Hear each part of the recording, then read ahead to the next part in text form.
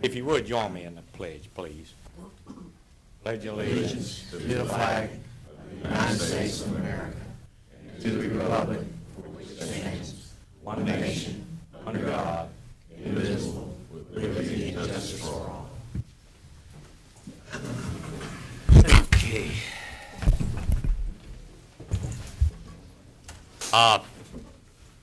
And a good hearty welcome to each of you for attending the regular meeting of the June 4, 2014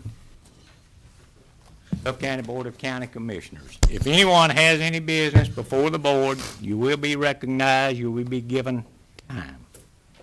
At this time, I'll go to the public, and the first order of business will be the consent agenda and the information packet. Does anyone in the audience have any questions concerning the consent agenda or the information packet? If you do, be recognized. If not, does anyone on the staff have any questions concerning the consent agenda or the information packet? None. Now turn to the board. For the consent agenda or information packet. We'll go again. Okay. Anyone on the board? All right, if not, yes, sir. I'll address that at the end of the meeting, all right, and when it comes around. I've got it on my list right here. Thank you. Excuse me, we are having trouble as well, and it's not coming through on the recording other than this. David, is it take care of that one?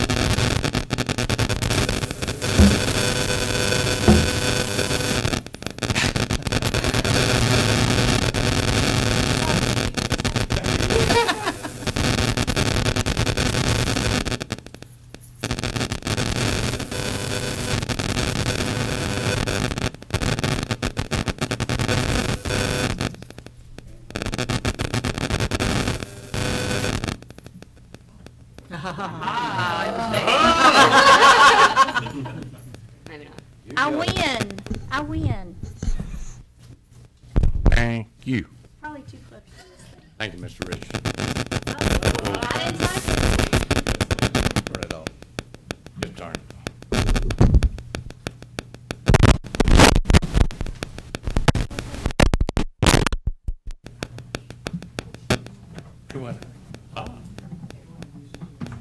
Oh, no. Resolution of the... Thank you, Mr. Davis. Yeah, this must be mine here. Okay, where were we at? All right, have a motion to approve the consent and information agenda. Information packet. Do I have a second on that? A second. All right, I've got a second by Commissioner Yeagers. Any further discussion? Any more discussion from anyone in the audience? Not accepted. Vote of 5-0. All right, I'm going to change the format just a little bit this morning from the ones that have the agenda. I'm going to move now down to the Wewall Medical Center, in sake of time, Miss Katrina Saunders. Katrina, would you come up, please? She's here to give a quarterly report.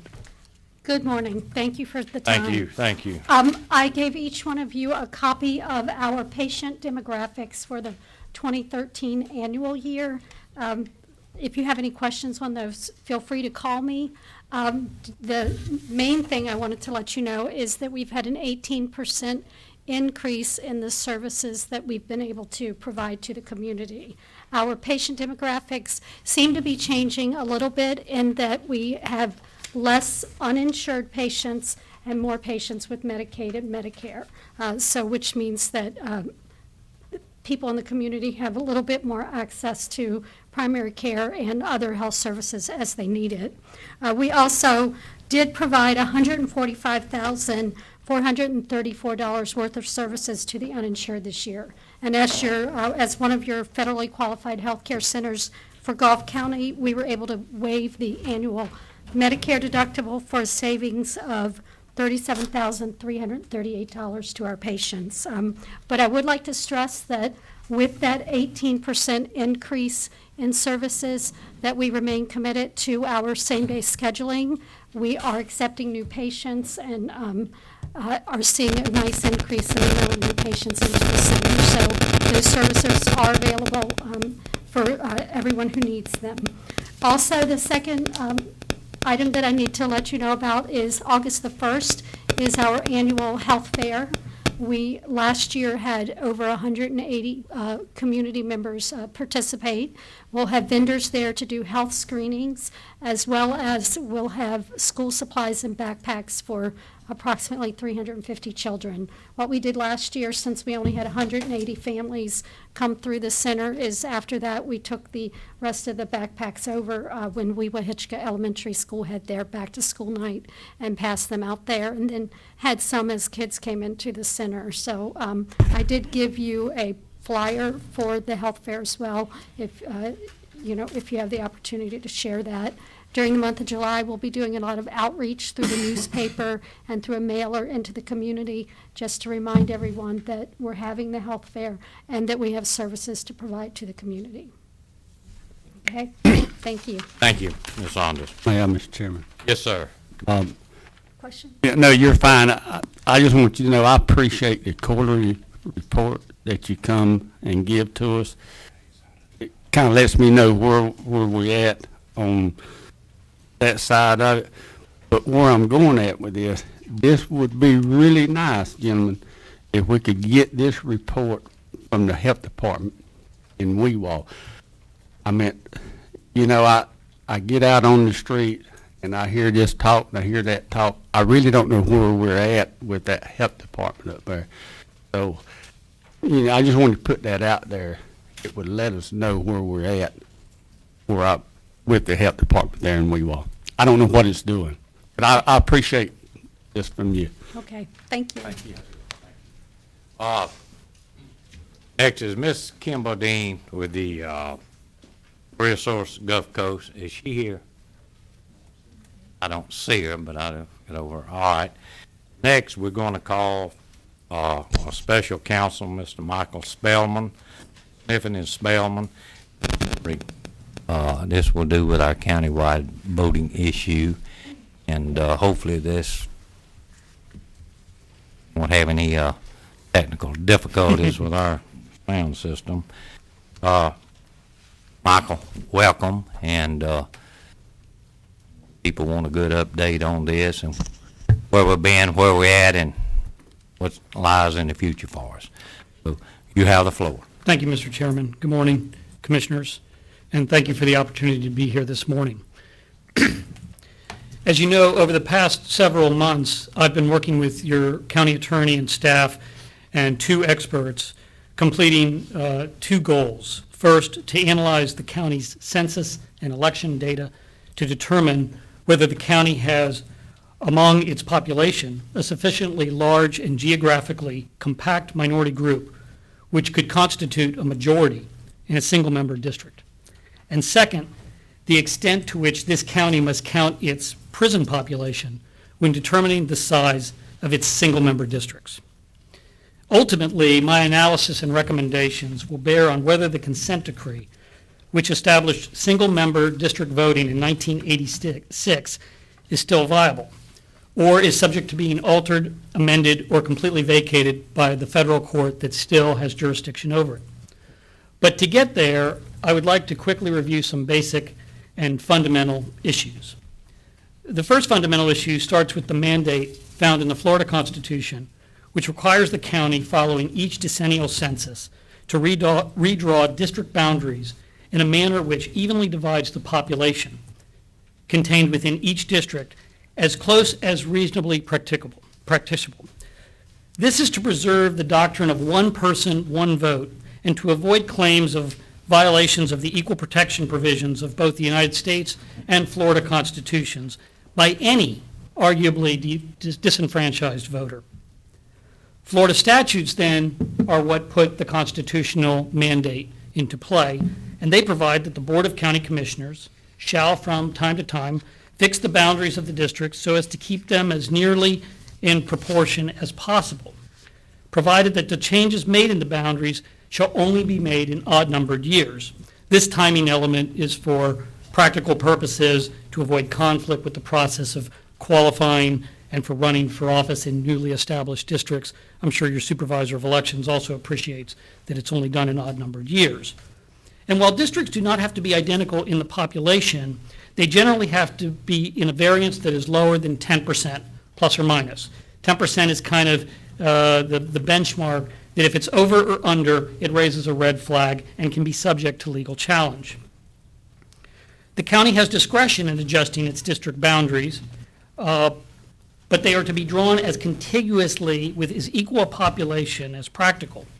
Some of the considerations which may be allowed in redistricting include major physical boundaries such as bridges or rivers, political subdivision boundaries such as the city of Port St. Joe, notable major structures, schools, existing communities of interest. The things that usually cannot be taken into account are things like economic status, gender, or race. But in this case, race can be taken into account because the county is under a consent decree and has been for almost 28 years.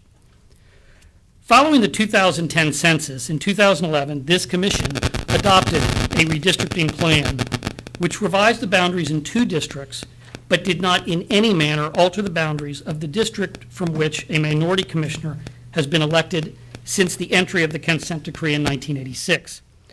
As a result, today, 4 districts have populations which are within a close percentage of each other, while the designated minority district has a population with a significantly smaller population than its 4 counterparts. In July of 2012, I appeared before this board and reviewed that adopted plan and made recommendations which were specific regarding whether the federal court, which has jurisdiction over the consent decree, needed to approve the redistricting plan. And although I suggested that such approval was unnecessary, since the boundaries of that district had not been altered in any way, the issue of readdressing the redistricting of the county as a whole was raised based upon these population deviations. Now, the second fundamental issue concerns who under the Florida statutes must be included in the population, and even more specifically for your purposes, whether the prisoners who reside in the state correctional facility in Gulf County must be included. Say that again. The question is whether those that are incarcerated in state correctional institutions must be included in the population count. Now, sometimes the law doesn't make sense. Sometimes you say, well, the law's not very practical, and I'm going to tell you right now that this is one of those examples. There's no question, and I recognize. Take the time off. Sure. Full time, go ahead. Okay. I certainly recognize that prisoners are, number one, convicted felons and don't have the right to vote. Number two, as a general matter, that probably the prisoners that are incarcerated in Gulf County aren't from Gulf County, may have never resided in Gulf County. And third, unlike citizens, they do not participate in nor enjoy the benefits of commerce or activities of Gulf County. But this is a question that is decided by state law and not necessarily what may seem practical. One of the very first statutes in the Florida statutes, 1.01, sets forth definitions that are used for the remainder of the 980 or so chapters of the Florida statutes. And in 1.01 sub 7, the statutes confirm that unless otherwise ordered by the legislature, any reference to the word population in the statutes refers to, quote, that as shown by the last preceding official decennial federal census, close quote.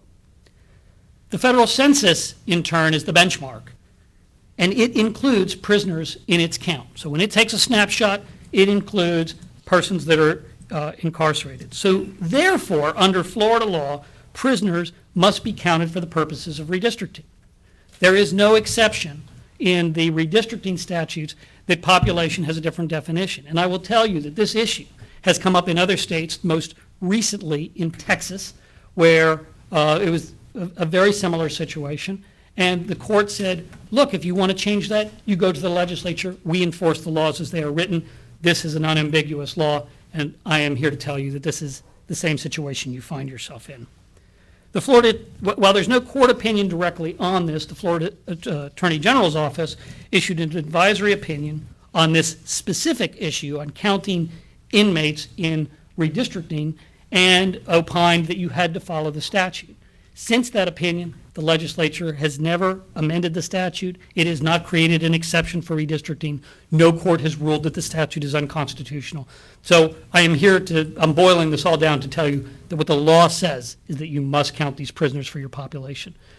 For purposes of the census in 2010, Gulf County's population is 15,800 plus or minus. When you redrew your lines, you took out the prison population. There are other counties that do this, but they're not doing it correctly. And as an officer of the court and a licensed attorney in the state, I cannot counsel you to do anything that is contrary to following the law. In other words, as impractical as it may seem, I believe you must comply with the clear language of the Florida statute, which translates very bluntly into a recommendation that you undertake redistricting to correct these statistical deviations, but in doing so, count the prison population. Now, aside from this legal requirement in the statutes, in the Constitution, there's another practical reason I think you must do this. If you are going to seek relief from a federal court in the form of altering or amending or vacating a consent decree, I believe the county must show that it has fully and completely complied with the law. Stated another way, we need to get our house in order before we stand in front of a federal judge and ask for the extraordinary relief of changing, altering, amending, vacating this consent decree. And if I can go back, in 2012, the reason we did not need to go in front of a federal court for approval is because the boundaries, the physical boundaries, which are attached to that 1986 consent decree, had not changed. There was no reason the minority district had not been changed in any way, shape, or form. I am here to tell you that if a redistricting effort is done correctly and completed within the odd-numbered year coming up, that those boundaries are going to change. And we will be in front of a federal court, and I believe a federal judge will say, county, what have you done to comply with Florida law? Not even if we have a challenge, but if we have a challenge, even more so. The next fundamental issue, which is specific to this county, is the existence of that consent decree and how it interacts with the county's redistricting efforts. Generally, race cannot be considered when redrawing districts. However, here, a consent decree is in place, and I believe it is this county's duty to attempt to draw a district which is geographically compact, yet large enough in African American population to be considered a majority-minority district, thereby trying to fulfill what the consent decree put in place. Now, majority just means 50%. But let me, I'll get to what compactness means in just a second. In 1986, when the first district lines were drawn for this county under the consent decree, the majority-minority district was labeled District 4. But over the past 28 years, there have been the closing of various industries in this county. There's been an evolving nature of commerce in this county. And the population numbers, at least as reflected from the census blocks in the 2010 decennial census, reflect that the population numbers in that district and other districts have changed radically. And it is doubtful whether that district, as drawn, can still be a majority-minority district. Our analysis thus far indicates that the highest concentration of African American population in Gulf County will be in the north of the county. There are pockets in the south, like in Port St. Joe. There is a pocket in the center, and I'm not sophisticated enough to bring the map that my demographer sent me. I can certainly forward it to you or to your county attorney to share with you. But it appears that the numbers are going to support that if there's going to be any majority-minority district in existence in this county, it is going to start in the north of this county. So there will be a fundamental change when we look at this redistricting effort. Now, let me quickly touch base on the concept of geographic compactness, because that's a legal term that I've used here. And it doesn't necessarily mean that the districts need to be aesthetically symmetrical or attractive. There are a lot of deviations that can occur. That said, districts cannot be drawn to cure racial issues that completely disregard traditional districting criteria. So you can't split cities in half and you can't usually go across physical barriers simply to pull in a minority population in order to create a majority-minority district. All of this is subject to expert testimony, scientific analysis, which people with higher pay grades than I do. To conclude, it is my recommendation that the county undertake an effort of redistricting to correct the population deviations that are currently in place. In doing so, I recommend that the county follow Florida law and use the population as determined by the 2010 decennial census, which includes in its count the prison population within this county. I further recommend that in doing so, the census blocks reflecting African American concentrations should be used to determine whether the county has, among its population, a sufficiently large and geographically compact minority group which could constitute a majority in a single-member district. Once that determination is made, we will know definitively whether we need to ask a federal court to alter, amend, or vacate a consent decree. They're going to be asked to do one of those three, but which of those three we will know after that analysis. Now, in undertaking these recommendations, I suggest that this county hire an outside consultant that specializes in GIS and redistricting.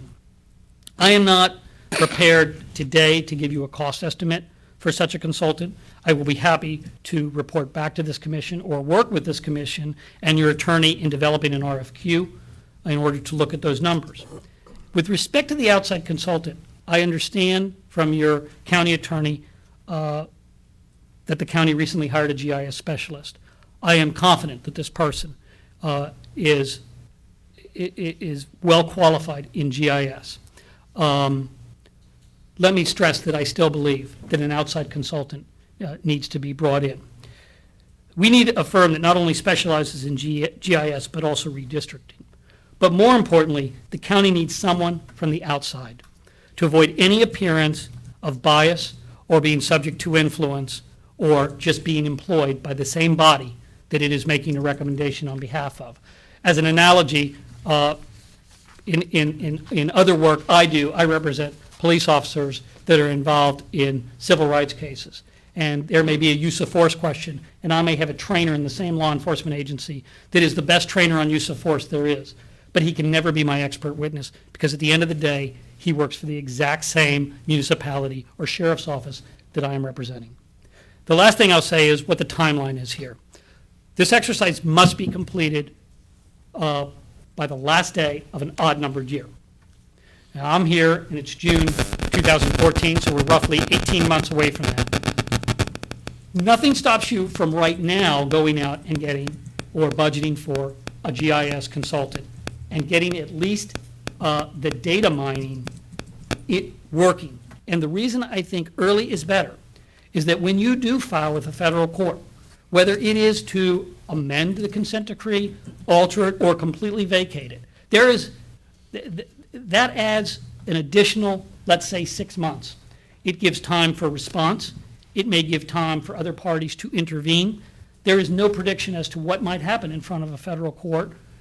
But what you don't want to have happen is the entire process to be held up as we're entering November or December of the odd-numbered year. It would throw the entire cycle of 2016, which is going to be a presidential cycle, into mayhem. So I think early is better, and I would stress that. I again thank you for the opportunity to appear before you and for your attention, and I'll be happy to answer any questions you have. Thank you, Michael. We have any questions? From I have All a right, Chair comment. recognizes Commissioner McLemore. Mr. McDaniel, Yes. you might as well, from what we hear, go get you a prison uniform because we have 3,000 inmates up there that's in your population that you have to count. So you won't have any constituents. 100 voters in a 3,000 Yeah, maybe population 100. district. Yeah, maybe. So I just want to throw that out there.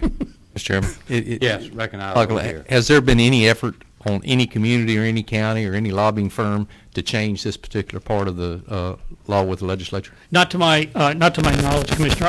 I asked Chris Doolin, who you probably know from the Small County Coalition, about it. He had no recollection of that coming up. I think there's a real movement out there. of a lot of counties that just ignore this mandate.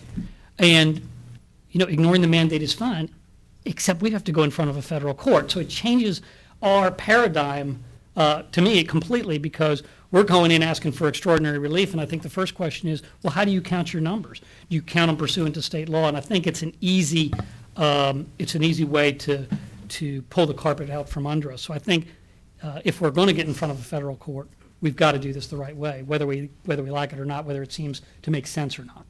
Well, I think one of the first things we need to do is change the law. I obviously think we need to redistrict and get those lines in order and that type of thing, but I do think that we should meet with our delegation and explain, because this affects small counties. Oh, yeah. Most of your prisons are in small counties. As Mr. McLemore said, we've got over 3,000 inmates. If they build another annex out there, you'll have to elect somebody from inside the prison to be a commissioner. So I think the first thing that we have to do is educate our legislatures and try to change that particular law before. It'd be difficult to get in with the time frame that you're speaking of, but I think that needs to be a push. Again, I don't know how that we change these districts to accommodate 3,000 inmates, and I don't even know if we could keep the same commissioners in the same districts there by doing that. But I understand your recommendation. I guess I perceive that we need to move forward to be able to go back to the federal judge, but we do need to make a press to change that law. And I don't believe I'm here for any, there's no motion or anything that's going to be No. passed here today. I was just wanted to give you a status and sort of where we see the world right now. Wait. Well, I look around, I look at it like this right here.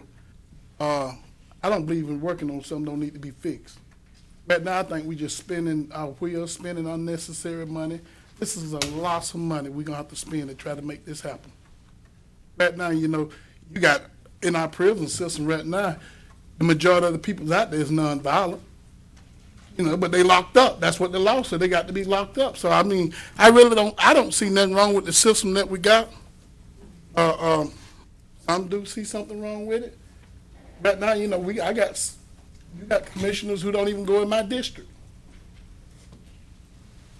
So, I mean, if my district getting to be ignored right now, just imagine once we change, if we can get it changed, it's going to push me off the table. So I really don't see no need in messing with it. Just leave it alone. We don't have the money.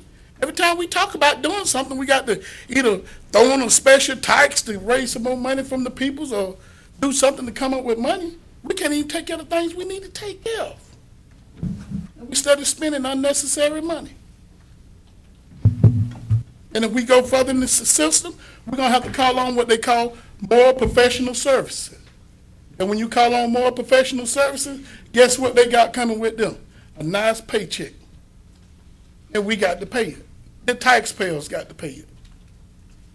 So right now, I mean, if you ain't got the money, why? I was always told, if you ain't got the money, why even look at the window? They don't need to wasting your time. Go do something that you can be doing. Right now, we got stuff. We don't even have jobs in our community. Let's focus on getting jobs here. We don't have housing here for people to live in. Let's focus on getting housing. There's so much that we can focus on about our community. Here we is trying to focus on something that really ain't going to, if at the end of the day, ain't going to make a hill of beans. That's my feeling about it. Thank you, Commissioner. Commissioner Bryan. Mr. Spellman, this information that you have presented to us today, do you have that in a memo form or just some type of an outline that you've prepared? No, but I'd be happy to write a letter that confirms it. A lot of this has been covered in other letters, but yeah, I can certainly put it in a capsule form. And your recommendations? I'll be happy to do that. I know it took us about 10 months since you were here last, so I am concerned about the timeline. This portion of it did take quite a bit of time. Yes, ma'am. I have a question also. Last time you were here, you mentioned when we were meeting that District 4 had expanded to include a couple of roads, Allen Memorial, over in town. Do you recall when we were in the room back here, and you said you were unaware of those roads being in Well, I think District that, 4? if I recall right, I think that was done after the 2000 census. Okay, so that does not affect when you said that the District 4 lines had not changed at all. That was before. Yeah, that, if that, and I never verified if that happened. If that happened, there's an argument that should have been brought before a federal court then, because the boundaries of that district were altered. I don't think it's any harm because it hasn't diluted the vote. Certainly, that's the effect of 3 or so elections since then. But in the after the 2010 census, my understanding as a part of the 11 process was that the boundaries were not moved one bit. Okay, so that wouldn't necessarily harm us going forward if those had been changed. As you had indicated, you thought they had been changed. You don't think it will harm us going forward? I'm not sure if I understand your question. Well, I understand you're saying that those roads were wrapped in prior to the census. I believe they were wrapped in as a part of the redistricting of 2001, but I have seen no documents that substantiate that. That's just what I was told in that meeting. Okay. If you would just give us, it doesn't have to be fancy, but just kind of a Sure. written, and then if the public wants to see it as well, it would be available. Yeah, absolutely. I'll be happy to do that. Well, Michael, let me just say something in layman's terms, please. Win a lottery, you gotta have all the numbers. And we're short numbers until we get our house in order. And I know when you go before these federal courts, all they want is just find one I's not dotted or T's not crossed, and out the door you go. And it's very, very expensive. So, falling back over with Commissioner Yeager here, we need to go to the legislature, see if they might come up with the fact that small counties, 50,000 or 100,000 under population, will be given exemption. But right here, we've got Calhoun, Liberty, right over here, Franklin County, and then drop over to Lafayette County. I'm talking about some of the Gilchrist County. These are real small counties. But they do count the prisoners. And that's what's got our population at 15.9, and I've said it several times here in this meeting, we only have 13,000 walking. The other 3 are incarcerated in the north end of the county, and some out here, and out here there. But anyway, Let me just say, sure, then I want to ask the audience if they have any. with or without counting the prison population, I still think that you've got numbers that are well beyond the deviation of 10%. All right, And I think that needs to get addressed regardless. But, and maybe we can be working collaterally. You know, certainly Chris will be in a good position to tell you what he thinks the legislature would do with something like this. okay, one other thing. In 2011, the odd numbers, we had 2 districts in this county that were down, and one being, District 4 and District 3. District I represented had over 3,000, not counting prisoners. So in order to try to get the numbers within the state guidelines of the 10% plus or minus, District 2 had to give to District 3, or we did, to bring that number up. Today, we only have one that's, or really 2. District 1 is 15%, so it's over. District 2 is just about dead on it. It should be, the number should be 2512. District 2 is 2460. That's the district, so we're right there. District 3 is at 6.65 at 2679. It's within the parameters. District 5 is 2706 at 7.2. It's within the boundaries. But District 4 is 27.51 minus. It only has 1,821, where Commissioner McLemore's district, which is the largest, has 2,896, nearly 1,000 more people in there.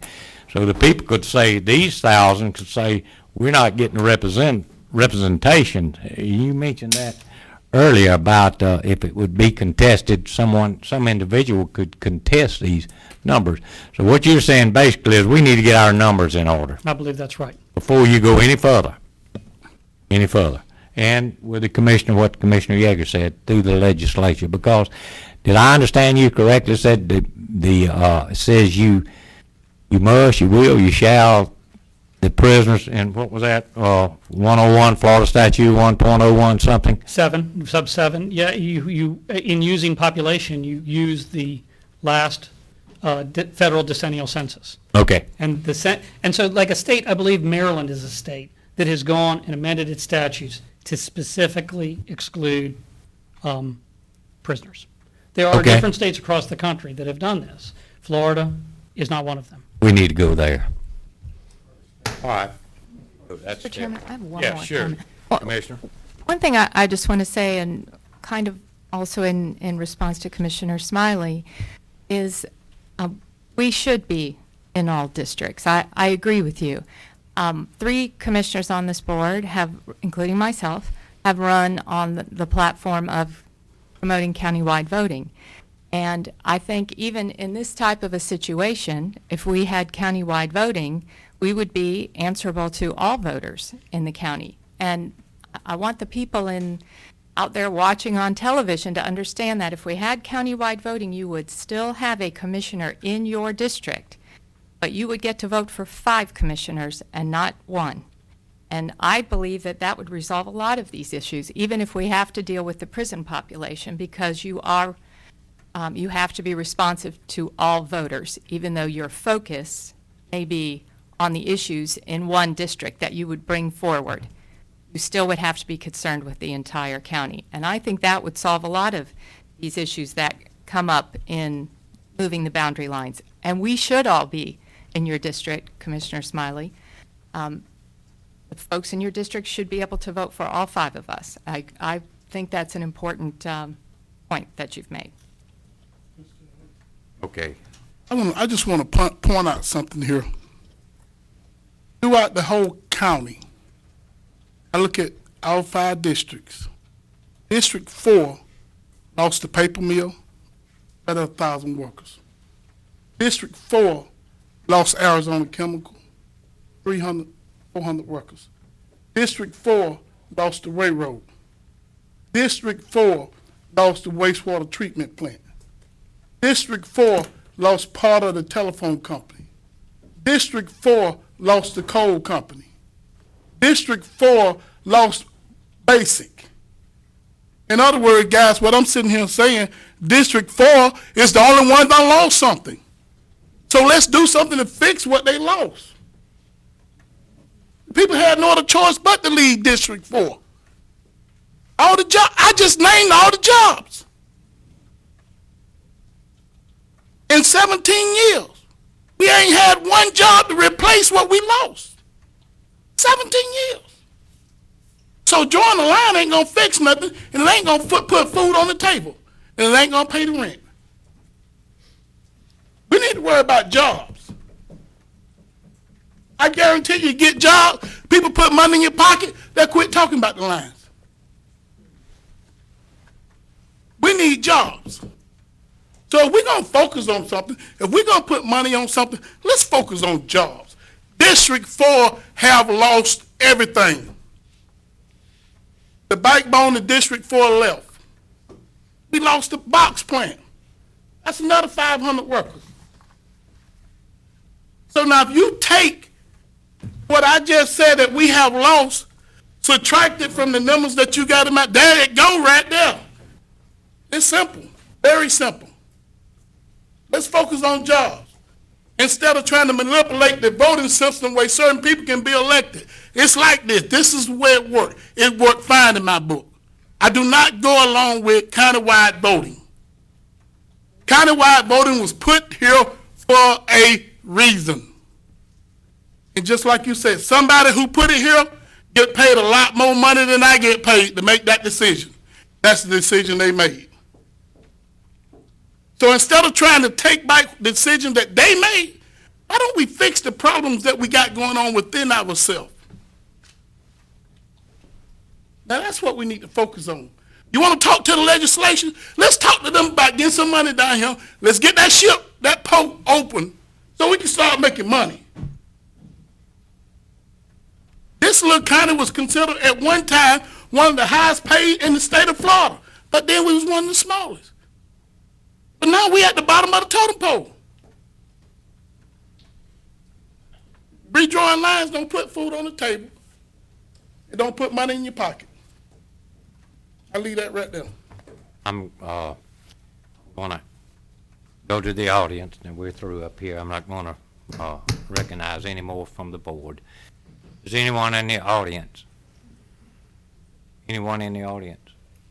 If not, Mr. Spellman, thank you for taking time to come and explain. I think you did in depth there, and hopefully the people here and the one on television, if it wasn't too raspy, understand the procedures and why. And I'm going to give, in closing, I want to give an example right quick where we're up against. This commissioner right here can put a motion on this floor this morning. We go to one time zone in this county, and we flip a coin, and the heads, everybody, and we've all moved the clock up an hour, and tails, everybody in St. Joe back there is down. Commissioner McLemore can second, and it can pass 5-0, and that's as far as it goes right here. Because you got the federal government that has control, and the federal government has control. They play a part in this, a big part. Thank you, sir. Thank you, Commissioners. Mr. Chairman? Yes, If please. Michael will send me the summary, I'll provide it to all the commissioners, and then Ms. Lanier will do it on the county side. As we've done with the other summaries from Mr. Spellman, we'll get that out for the public to be able to look at that once I get it. All right. Thank you, Mr. Novak. Thank you. Thank you again, sir. Have a safe trip home. Thank you very much. I see her. I'm gonna get her. Let him get clear and then we'll bring. Ms. Bodine, good morning to you. We're gonna recognize you next. Good morning. Morning. How are you today? I'm fine, thank you for Great, asking. great. I think you have in your agenda packet a handout that we sent over. We have two things that we're asking of the commissioners this morning. Annually, pursuant to both federal and state law, regional workforce boards have to come forward to their county commissioners and ask that they approve their budget. And if we ask for a waiver from something that's called an ITA expenditure rate, we must ask for approval for our county commissioners for that as well. Without getting into too much technical WIA language, the waiver is required under state law.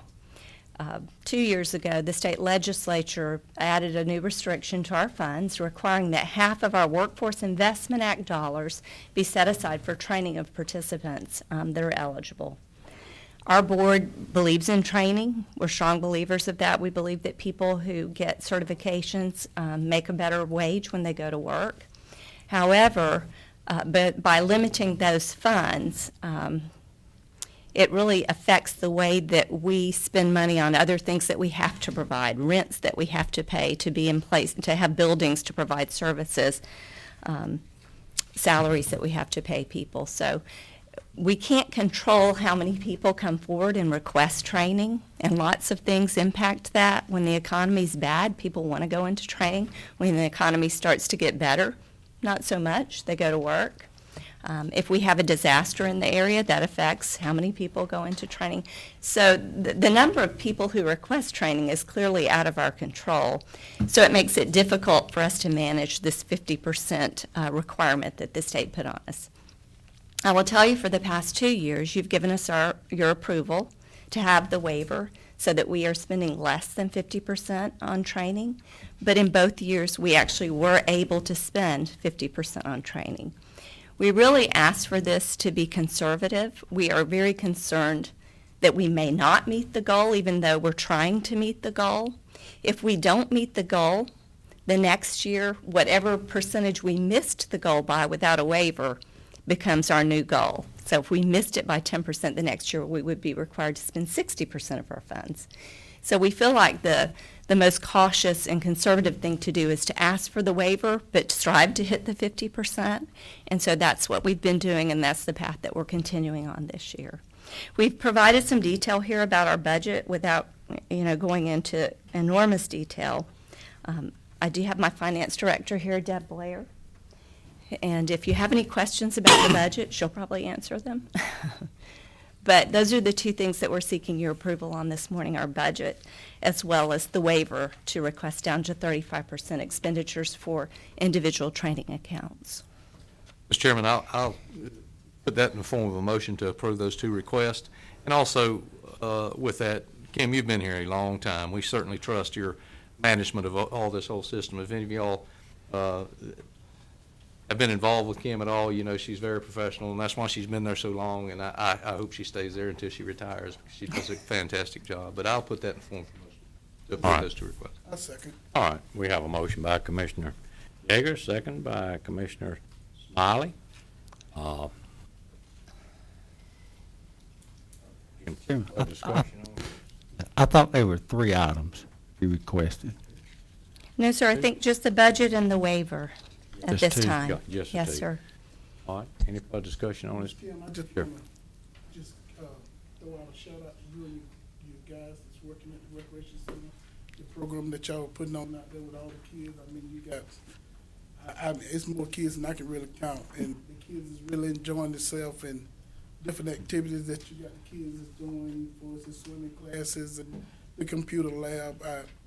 I just want to give you a shout out, and I hope that more kids will get more involved with the program because it's there. We got it there for the kids. So, and the parents who need some help while they're going to work, but it's all good, and I just want to give you guys a good shout out. Thank you. Thank you for your kind words. And- It's our pleasure. Yeah, Mr. Chairman, I'd also like to include that also. Never have I ever called her without getting some response. She's on top of it. Appreciate you, and I do hope you stay there a long time. Thank with you us. so much. I feel blessed to be able to do something for a living that I really believe in and enjoy. It is our pleasure to serve all of our counties.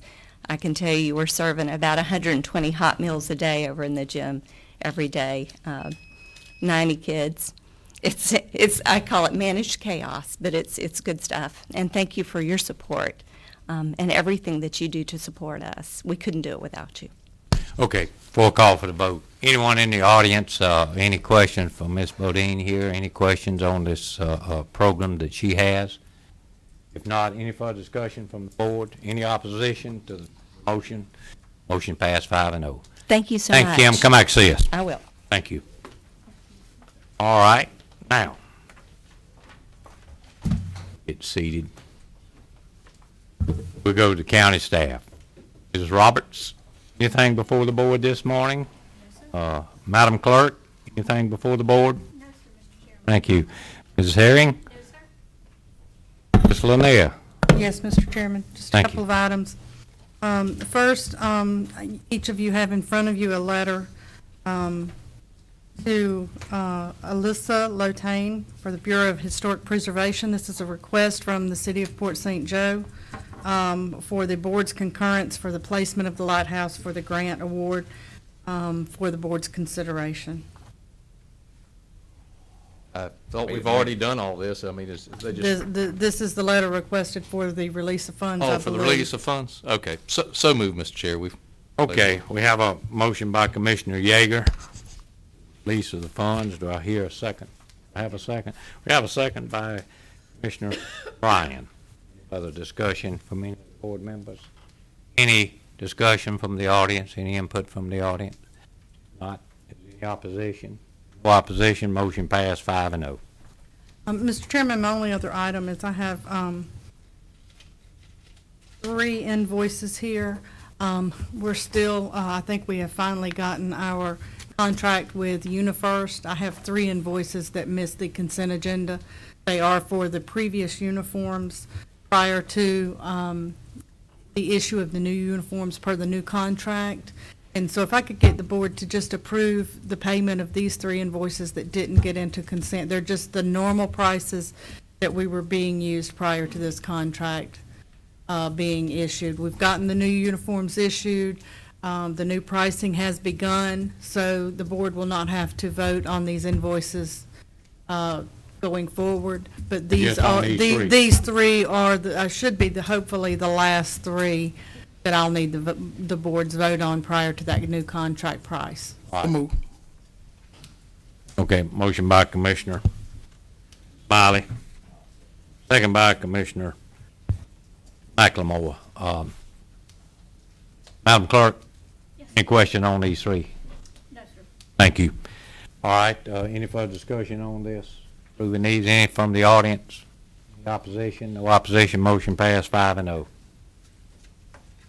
That's all I have, sir. Thank you. Thank you. Jenkins? Mr. Chairman, I have two items this morning. The first is we've received a request from Riverway South to renew our membership in that organization. It's a $5,000 annual charge. And I wanted to bring that to your attention to see the will of the commissioners if you wanted us to continue to be a member of the Riverway South organization. Riverway South now. Yes, I'm from one. Now, that's we're talking about the river keepers. The- The Riverway South, Appalachia, Chipola, Yes. River System, Homer I Hurt. sup- and- I support that project 100%. They do a lot for us up there in Georgia and surrounding counties that we don't know anything about. So I would support that. Yeah, I'm on that board, and the ACF, the Apalachicola, Chattahoochee, Which and is Flint separate, River System represents the three states with the three rivers involved there. Then also, we have the Riparian County Coalition. There's about 6 or 7 of these things, which this county, which represents the 6 counties that border the Apalachicola River, which starts at the Georgia-Florida line, and that's Gulf, Franklin, Liberty, what is it, Calhoun. Anyway, this board gives them $5,000 a year now.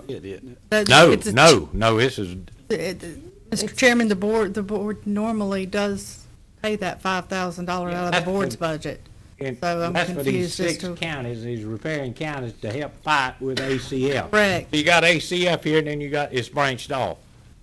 In 2012, the Riverway South was paid for by TDC funds, so that's why when we got the request to renew it, again, I'm just asking for, if there are multiple entities, the Apalachicola, the AC. 6 counties. Okay, then this is. We contribute, this county 11 of 6 counties, the contribute Riverway South. $5,000. Okay.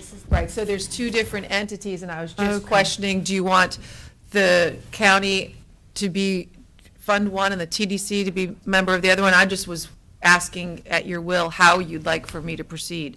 This goes all the way from Walton County, all the way over up through Holmes, Washington. There's 11, now 12 counties on this commission. Who's attending these for Gulf County right now? I know that.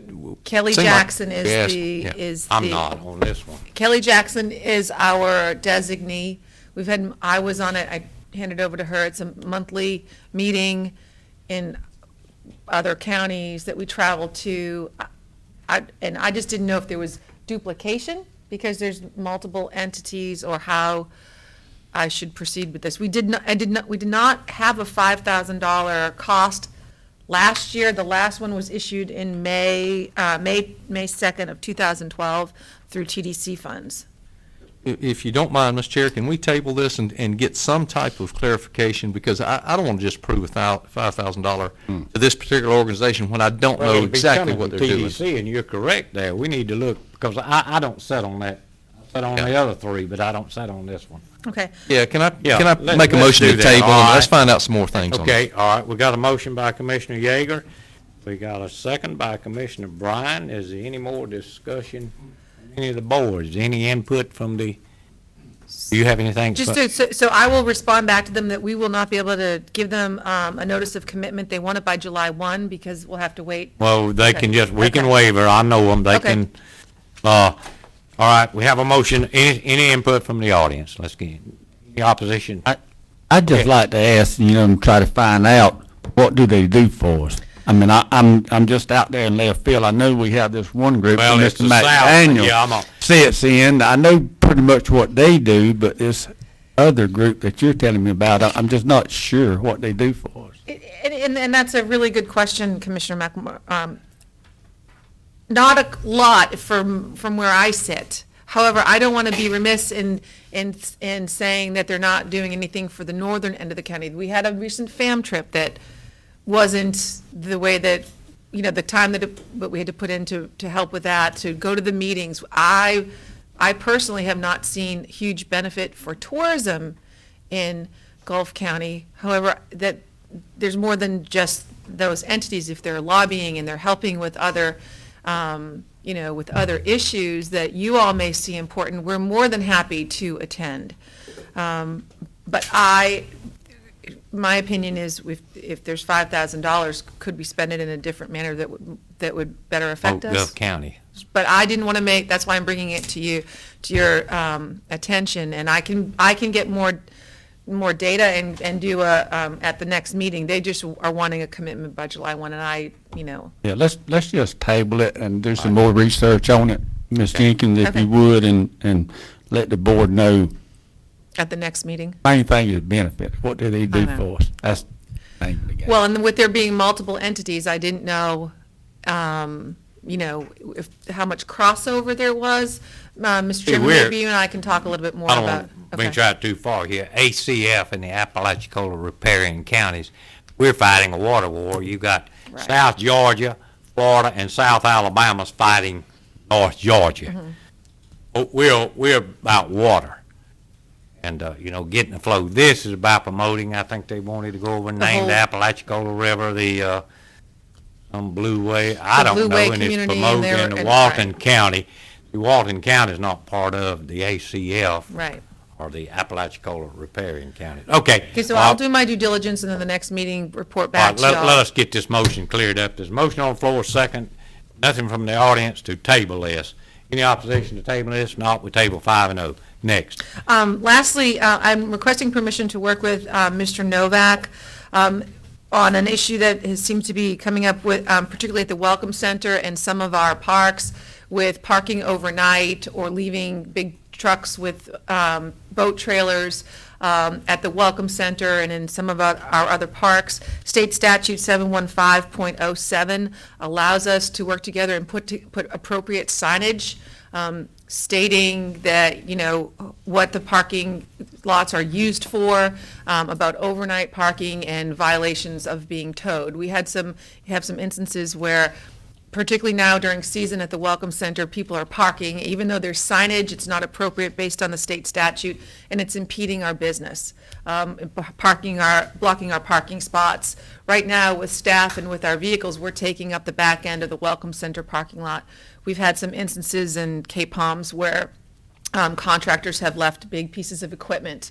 So I'm asking permission to work with Mr. Novak and assess the signage at our parks so that we can sort of combat this issue before it gets way out of hand.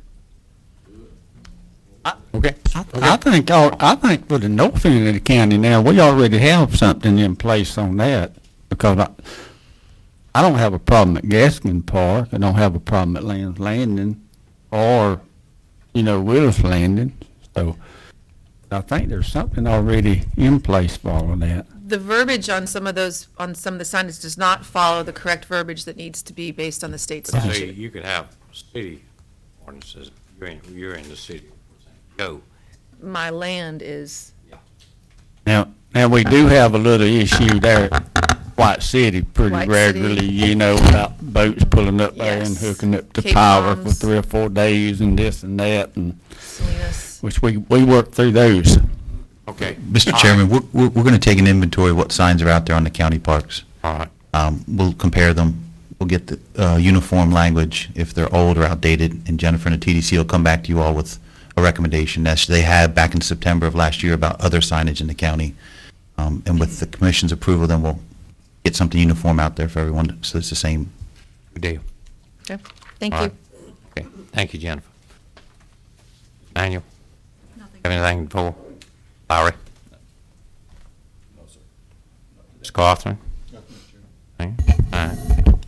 All right, this time we will go to the attorney Morning, Mr. Chairman. Thank The you. first item I have is the county commission back on March 25th suspended after consideration and discussions with the clerk's office. We have various tax deeds under statute that are exceeding $5,000, and the statute of limitations was going to run on them. Ms. Shirley's with us today. I've discussed this with her. As you recall, your joint meeting with the city about a week and a half ago, they made a request for you all to take special consideration of Gulf Pines, the hospital. So what they've asked you to do, we need you to take under consideration today. And if it is you do want to rescind that instructions to the county staff, then I'd ask you to put it in the form of a motion to not proceed on the tax deed with regards to the Gulf Pines Hospital per the city's request, so they can try to sort out the liens currently on the property. Mr. Chairman, I think that's the direction that I feel that the board should go, that we've got to get rid of that eyesore. I think, is that in your district? It doesn't matter what district it's in. I mean, it's an eyesore. It needs to go. I think the county can do a little bit of assistance there without it hurting us. So I'd put that in the form of a motion to proceed with that. I don't have no problem with it. I just wish, and this goes out not to the board members of this county, but it's going out to the board members of the city. The city got lots of eyesores, okay? And don't just get focused on certain places because they sitting in certain places. Okay, we got a whole city, and I just want to make that known. I don't have no problem because something that's an eyesore is an eyesore no matter where it's sitting. But we do have a whole city of St. Joe, and I'm just going to push that issue. Now, this is not proceed with the tax deed, correct? On Let's this? proceed with Right. vacating anything that we need to vacate to allow the city to move forward with working with the IRS to get those IRS liens. Okay. And I just want to reiterate for the public that at the workshop, the city did express that it would be their intention to pay those tax bills upon the sale of the property, provided there was the funding to pay those tax bills. They just need this assurance to deal with the IRS. Is that correct? That's Mr. accurate. Novak? Thank you. Okay. Now. All right, got a second over here. All right, any more discussion with the board? Any discussion from the audience? None? Opposition? All right, motion passed 5-0. Next. Commissioners, the second item I have today is with regards to the road abandonment, right-of-ways, and plat abandonment policy. I had distributed it to the commission about 2-3 weeks ago and introduced it for your consideration. As the market obviously comes back and becomes more robust in the coming years, this issue was before you all back in February and March with regards to Cinnamon Hill and Beacon Hill. It's a dated policy. It's about 12, 13 years old. The policy that I've provided to you gives the county the ability to go through a standard process of public notice. If people seek the abandonment of alleyways, public right-of-ways, or abandonment of plat that had previously been before you in this last month for consideration, this gives the county a procedure and also appropriately puts the cost on that applicant versus the county carrying that cost. In the past, I believe it was $100 or $150 for the county as a fee. But obviously, over the years, that cost has gone up in terms of advertisements and what have you. I didn't know if the commission had any questions about the policy. Otherwise, I'd like to include that in the consent agenda for the next meeting on July 8th. Fine, Questions? proceeding, yeah.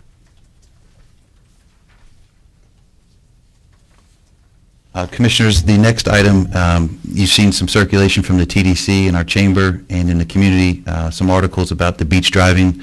You all took the actions at the last meeting to abandon by ordinance or introduce in an ordinance form the abandonment of the weekly driving permits and also increase the fines to $500. That has been advertised in the Star, and we will have a public hearing on July 8th. I know some of you commissioners have received correspondence and communications from folks in your districts, but there will be a public hearing on July 8th. The proposed ordinance has an effective date of that day. So if you do ratify that and adopt it, that ordinance and the repeal of the weekly permits will repeal as of that day, in the TDC and the county's Purser's office will rescind that ability to buy those permits. Mr. Chairman, while he's on that, if I may, we've got a committee established with reviewing the ordinance and all, and there are some issues down there that we need to make sure that we're protecting environment, we're protecting the citizenry that lives down there, and protecting our natural resource. So over the coming few weeks and months, we'll continue to meet with that. At the end of the day, we're going to try to get one ordinance that fits everybody, that the sheriff can enforce it, and all those types of things. So going forward, we're going to tighten this thing up a little bit. Good deal, good deal. May I respond just a little bit while we're working on all of this at our last budget session, and that's when this should come up, and I'm going to go ahead and bring it up now because we're talking it. Mr. Smiley, I like the idea of the permits for our dogs on the beach. That would give us money for the Humane Society or whatever, and you know, I will support that, and at our next budget meeting or whatever, I will put it on the table. And that's something I think that committee has already discussed some, so I think that's something that we can review, and the sheriff might want some of that monies to go to enforcement too. So we'll work that out, but it's a good idea. And as you know, we've had Eglin that's asked us to enforce no dogs on their particular. They've been good to us over the years to allow us to use their properties. The public loves that area out there and fishes that area.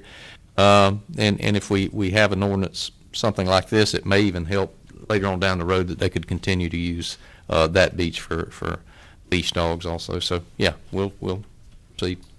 Thanks, Mr. Chairman. All right.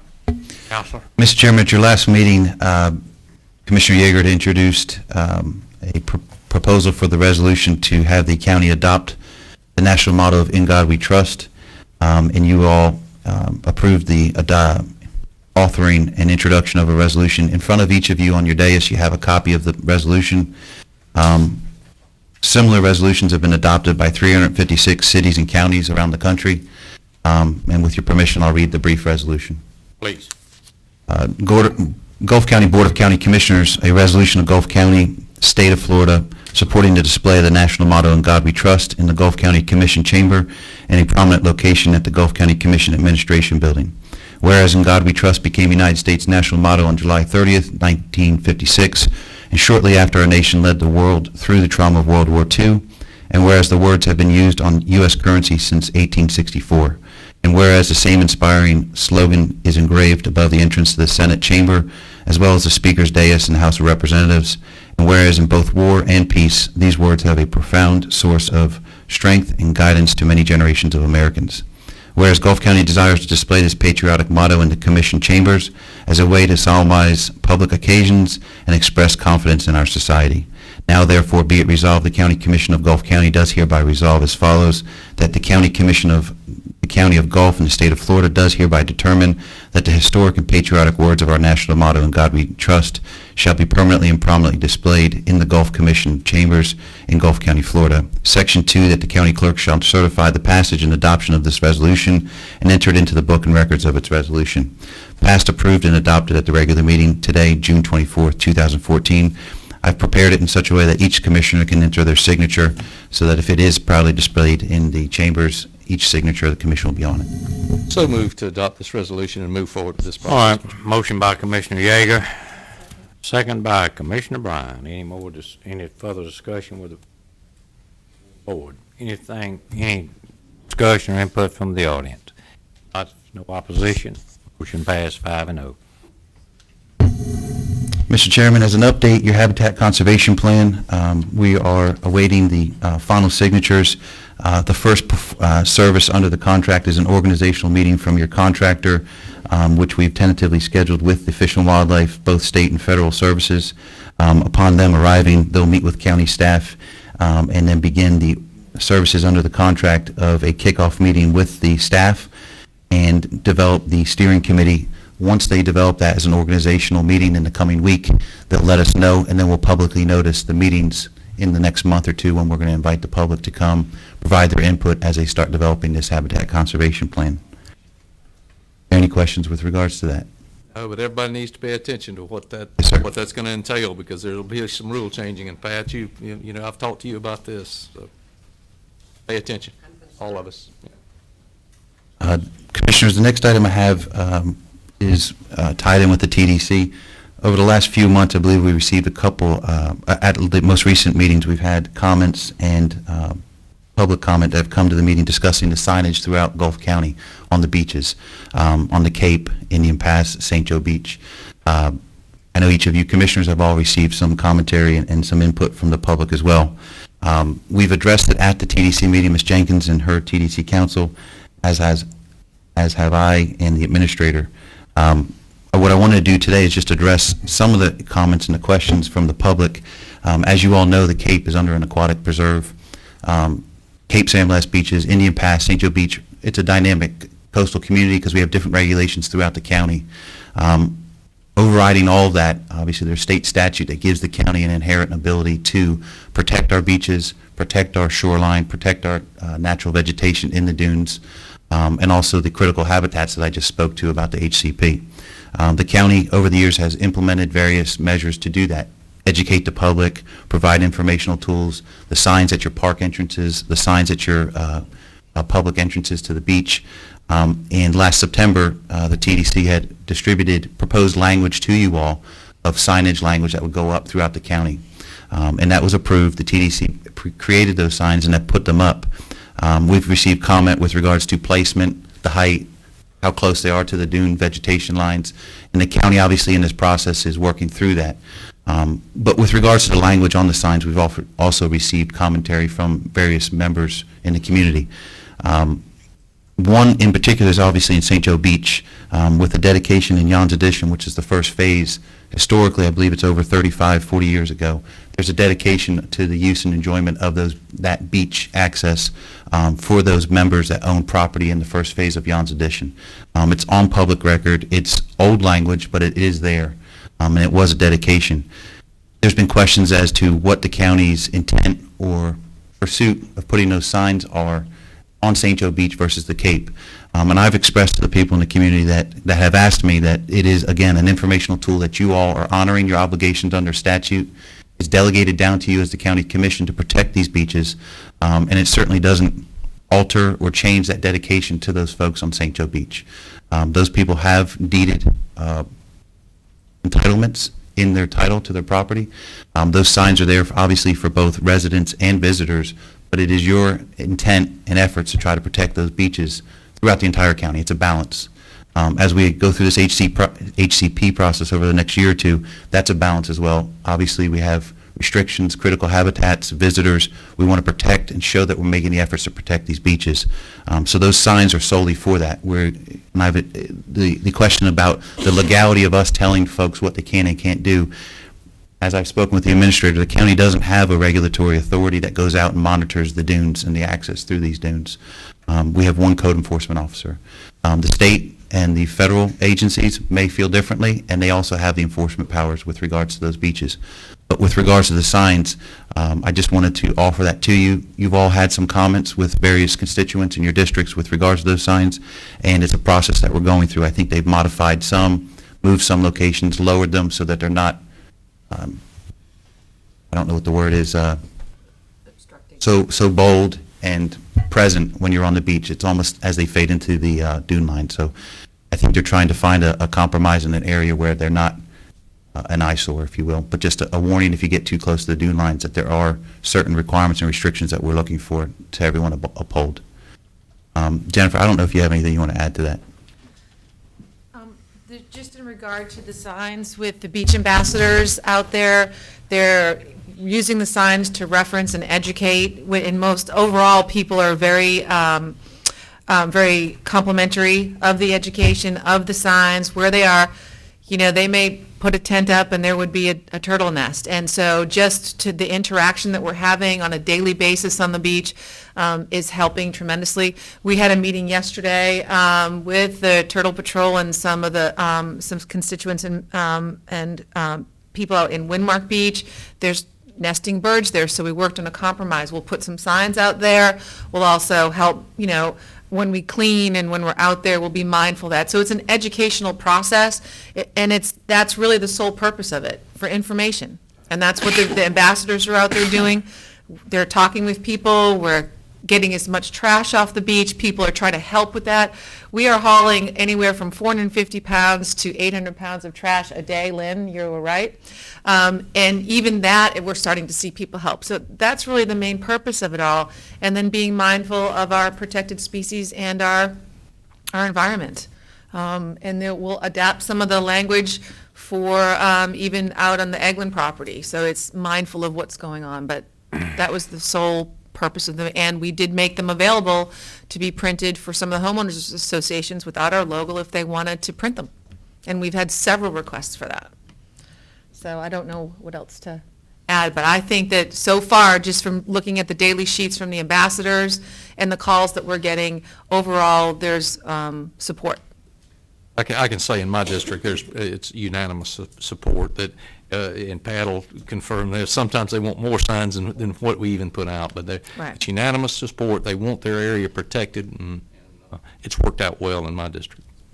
And it is a balance. And Jennifer, just to let you know, I am getting a lot of good feedback regarding the Beach Ambassador Program, and people are very happy with the job they're doing and the education that they're providing. Good. I believe a lot of our visitors just don't always know where they are supposed to avoid putting their stuff. I mean, they'll tuck their chairs into the dunes just to leave them overnight, and they don't realize that that's not really an appropriate place to keep them. So it is just it's a lack of education, Right. and we do need to provide that. Well, and each beach is different. If you look at the turtle nests on St. Joe Beach, they're more up in the dunes this year, they seem, and on the Cape, and then you pass there a little bit. So it's just a matter of, and then with nesting birds, that's even more difficult sometimes to see. So I think the education will pay off. And again, the goal of the program is at the end of the season to give you all a report on what the findings were, and that's just a way to start with some solid data and moving forward. Thank you.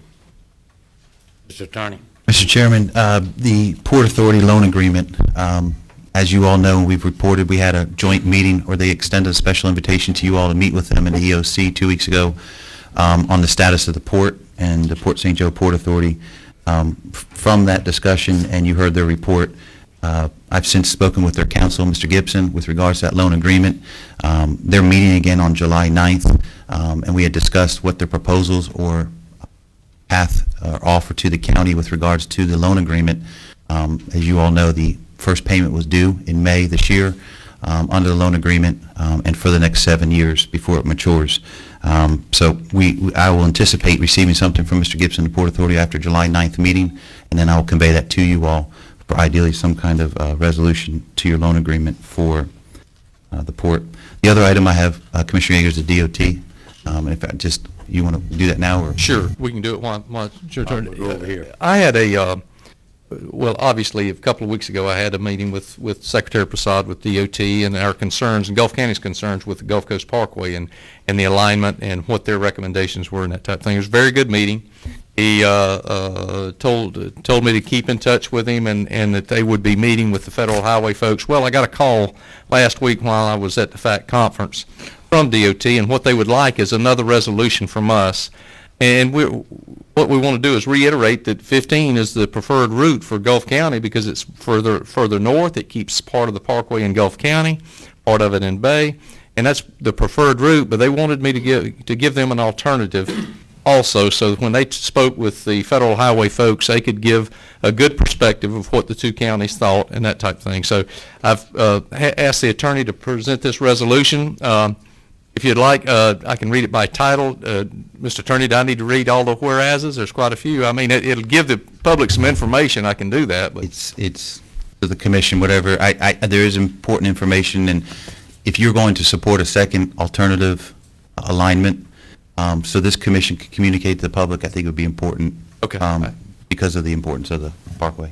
Bear with me then just a minute, Mr. Chairman. It's a resolution of the Gulf County Board of County Commission requesting the Florida Department of Transportation's acknowledgement, cooperation, and assistance to Gulf County in its long-standing efforts to advocate and secure the requested Gulf Coast Parkway Alternative Alignment 15 and/or support for a primary alternative, Gulf Coast Parkway Alignment 19, and to promote and honor the original intent, public policies, and appropriations for the Gulf Coast Parkway, requesting Florida Department of Transportation to approve, accept, and support these continued efforts sought by this resolution and request, and accepting responsibility for same.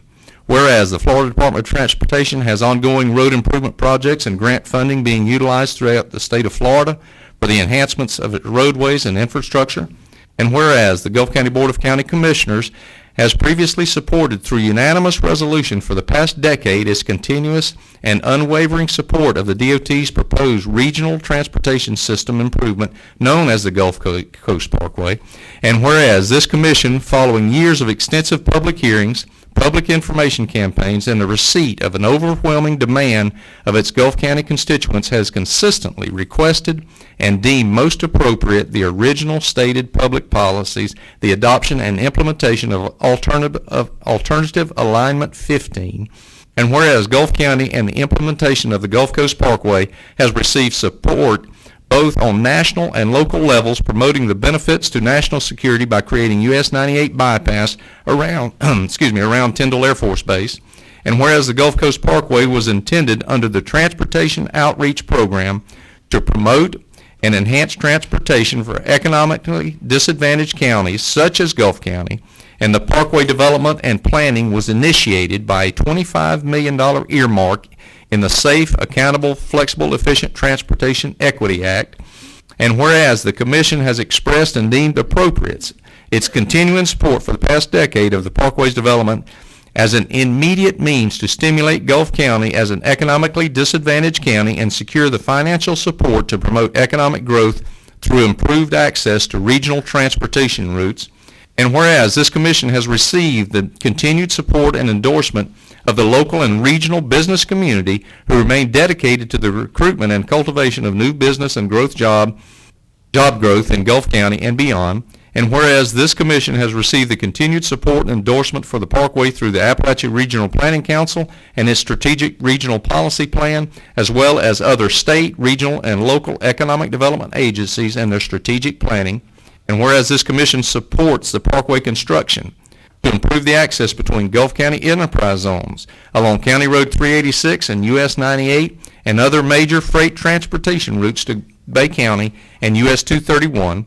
And whereas the commission supports the Parkway construction and specific recommended alternative alignments to facilitate and spur the economic growth that will come from the improved access to the developing Port St. Joe Port Authority, new Northwest Florida Beaches International Airport, regional transportation routes, and the interconnection of alternative modes.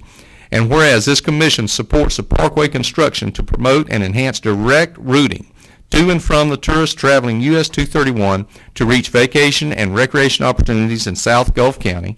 And whereas this commission supports the Parkway construction to also provide Gulf County and the region enhanced public safety from an alternative route for hurricane evacuation and quicker and safer access for emergency and recovery vehicles and personnel. And whereas the commission has most recently received information and commentary from surrounding regional partners supporting alternative alignments that would essentially negate the fundamental public policies, appropriations, and core reasons initially adopted in support of the Parkway. And whereas the commission and public commentary from the most recent public hearings have led Gulf County to seek a continued dialogue with DOT officials and possible alternative alignments that meet the majority of their original primary goals and public purposes for Gulf County and the construction of the Parkway. And whereas this commission has received the various alternative alignments and has most sought the input and recommendations of DOT officials to ensure and secure the preservation of the multiple public purposes, appropriations, and policies originally adopted in support of the Parkway and the commission, and it has determined that Alternative Alignment 19 would serve as the primary alternative alignment to the long-standing preferred route of Alignment 15. And now, therefore, be it resolved by the Gulf County Board of Commissioners in Gulf County, Florida, in regular session this 24th day of June 2014 as follows. The Gulf County Board of County Commissioners hereby resolve to continue to support the implementation and selection of Alternative Alignment 15 as the most ideal and appropriate use of public funds for the originally stated policies and purpose of the Gulf Coast Parkway. And, number two, be it further resolved, the Commission has evaluated the various alternative alignments from the DOT and has deemed the Alternative Alignment 19 as the second most appropriate selection, an option to meet the original stated purpose to promote and develop Gulf County as an identified economically disadvantaged county.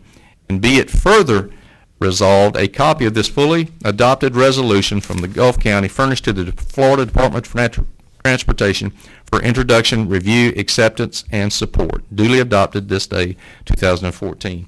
This is something that the FDOT has requested. As I said, they're meeting with the federal highway folks this week, and they asked me to get this to them as quickly as possible. So with that, I'll put a motion on the floor to adopt this resolution. All right, we have a motion to adopt the resolution.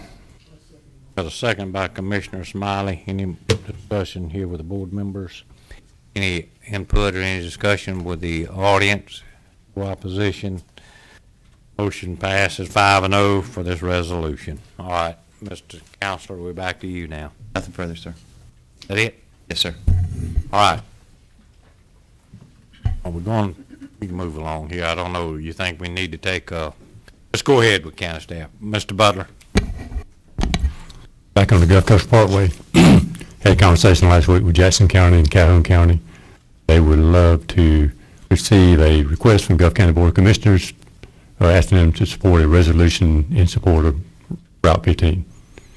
So I'd recommend the board send that to Calhoun and Jackson and any other county may want to do it.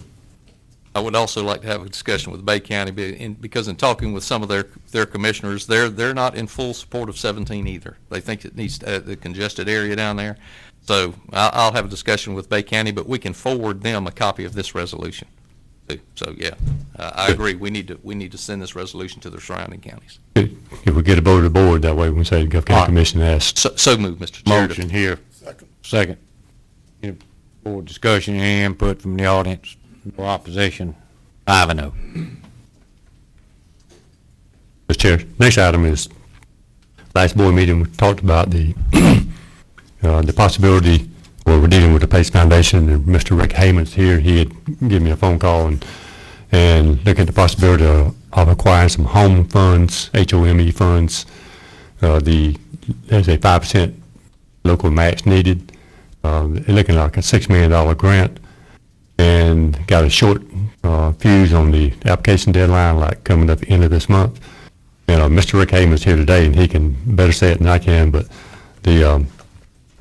what we're looking at, I gave you a copy of an email I received from Brett on the amount of SHIP funds that we have in our control.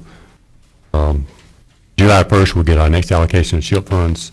Including that, you'll see we have like $779,000 of SHIP funds on hand, counting that the next $350,000 allocation in a few days, in a month, less than a month. All of that amount of money, we're looking at taking $35,000 from old money and put it back into general fund for the admin work we'd already done. But bottom line is, if the county commission could support $300,000 of SHIP monies to be used for the very low income, the moderate income in percentages as required by SHIP in our policy on how to use SHIP funds, it could help secure the $6 million grant. And I think Rick can help us out a little bit, maybe more than $6 million. They may put some money of their own into the project also.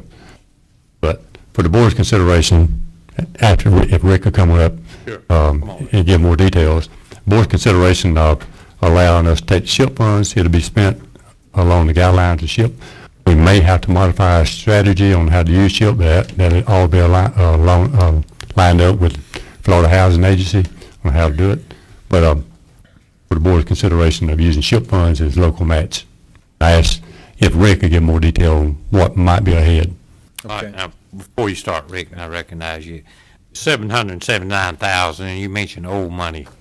Old money included in there? That 779 does not include some program income that will be added to this and some interest to be added to it.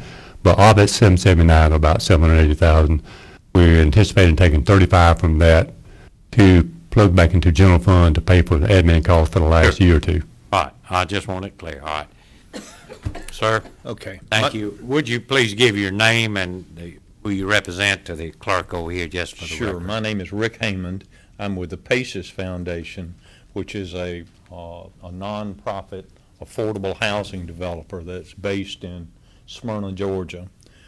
We have been working down in Gulf County now for the last couple of years trying to figure out how to get some badly needed affordable housing into Gulf County. And we've been working with Commissioner Smiley and with the city and the city has been good to us in making 40-plus acres available for affordable housing on Clifford Sims Road, is that right?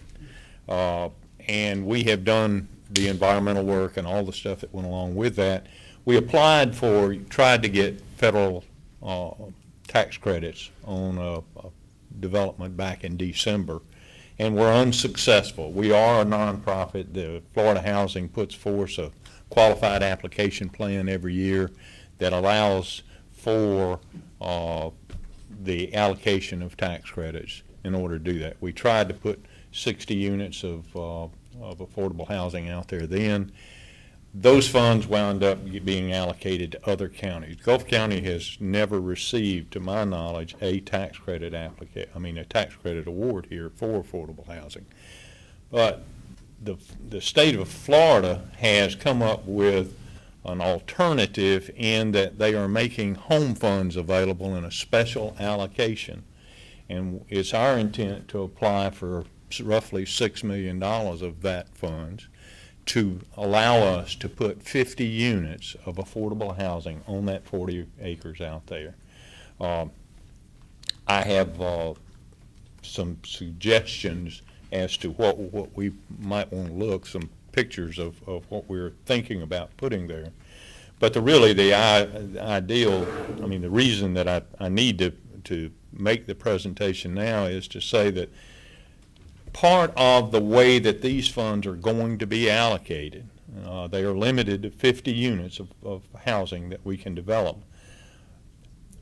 But they are going to give those funds, there's a limited amount of funds out there, they're only going to give those funds to communities that participate or that show an interest in really being part of the program. That's why we came and asked for the matching funds, to try to help ensure that we get those funds so that we can put some quality affordable housing in an area that truly needs it right here. The application is due July the 1st, and we are actively going out looking for other funds. So move to do away with the clockwise. All right, move. Called him up. Good. Go ahead, we called him. Continue on. It's just a procedure. Okay. We are actively going out looking for other sources of match fundings to come back in to shore our application up.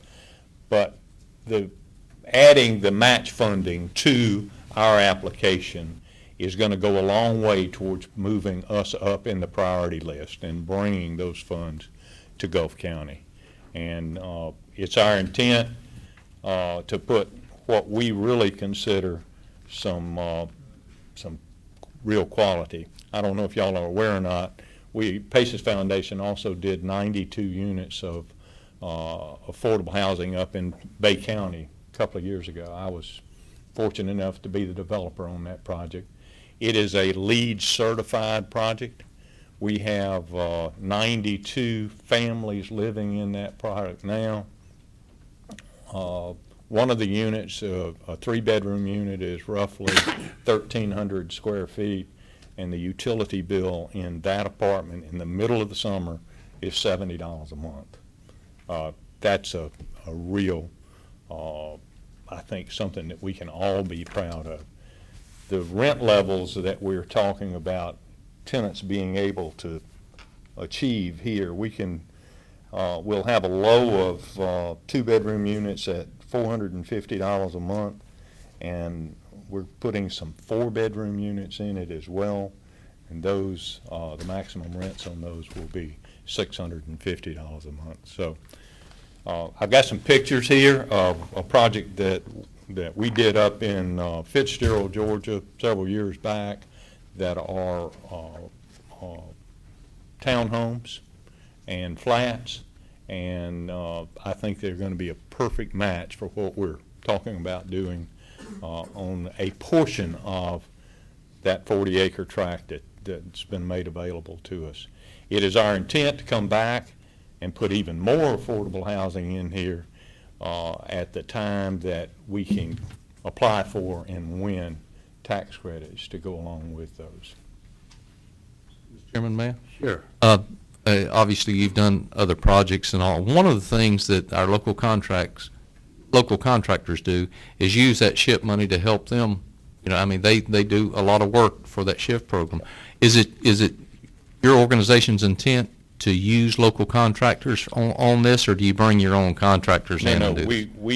we will hire a general contractor, and the general contractor will use subcontractors, and he will do his best to use local subcontractors as long as they can get the work done that he needs done at the prices that we have to get it done.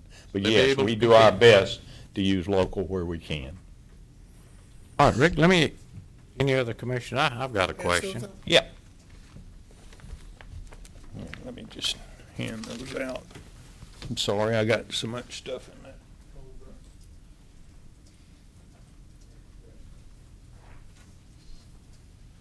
This is a project that, like I said, I did back in 2005. Work if you can.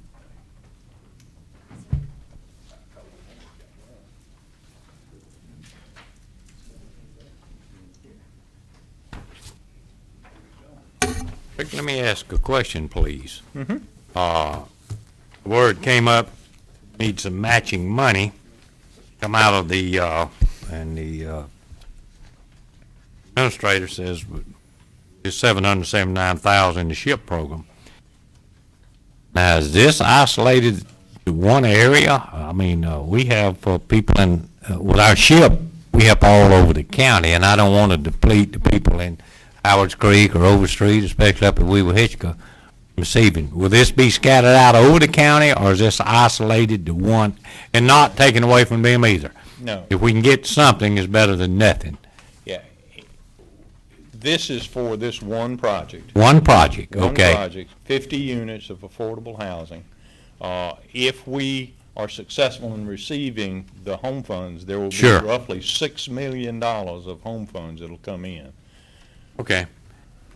Now, when you say you're renting these, will the people ever own this, or is it all staying the same? It is our intention, at the end of the day, that's why we're doing the townhomes. At the end of 15-year compliance period, we've got a compliance period that goes along with that. 15 years. The tenants will have the ability, if they choose, to become homeowners. Wait a minute, they pay the $450, we'll just say with the two-bedroom, $450 for 15 years? At the Is end- any of that, is it retroactive back? Does that count toward it or not? At the end of the compliance period, where Okay, we have 15 to- years. At the end of that period of time, whatever debt is remaining on the Okay, property all at right, that okay. time, we have to satisfy that debt. But the tenants will have the right, if they choose to come in and buy that Okay. property. So we won't own it long-term, Oh. I mean, forever, any longer than we have to. Kind of, You know, I mean, for me, Mr. Chairman, I think I'm going to be in support of this. I think that's what SHIP funds are for, is to provide low-income properties to folks that need it. I think this is a project, probably Mr. Smiley needs to make this motion, because he's been pushing so much for affordable housing in our communities.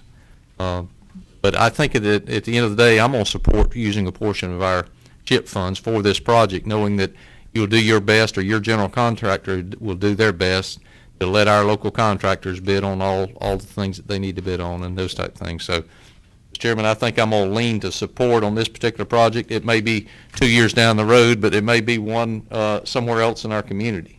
now, So I think it'll be a benefit. okay, we'll let another, let me ask you this. Will it come back up next year? You said you have, this project that you're talking about, these 50 units, is a $6 million project. Am I correct there? Yes, sir. All right. Is this just a one-time deal, or would it could say year after year after year? Because we've got other areas in this county. I totally support helping any area. There's other areas in this county need some consideration too.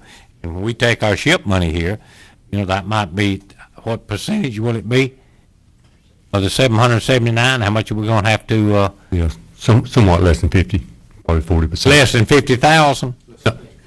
No, Less than- less than 50% of the SHIP money. less than 50%, so. We're looking at 50 units, it costs, Okay. it'd be like $6,000 Well, I'm per just unit. trying to run the numbers here and see how many other units we could get. Okay. Less than 50%. Got our SHIP program down to about 350,000. Okay. All right.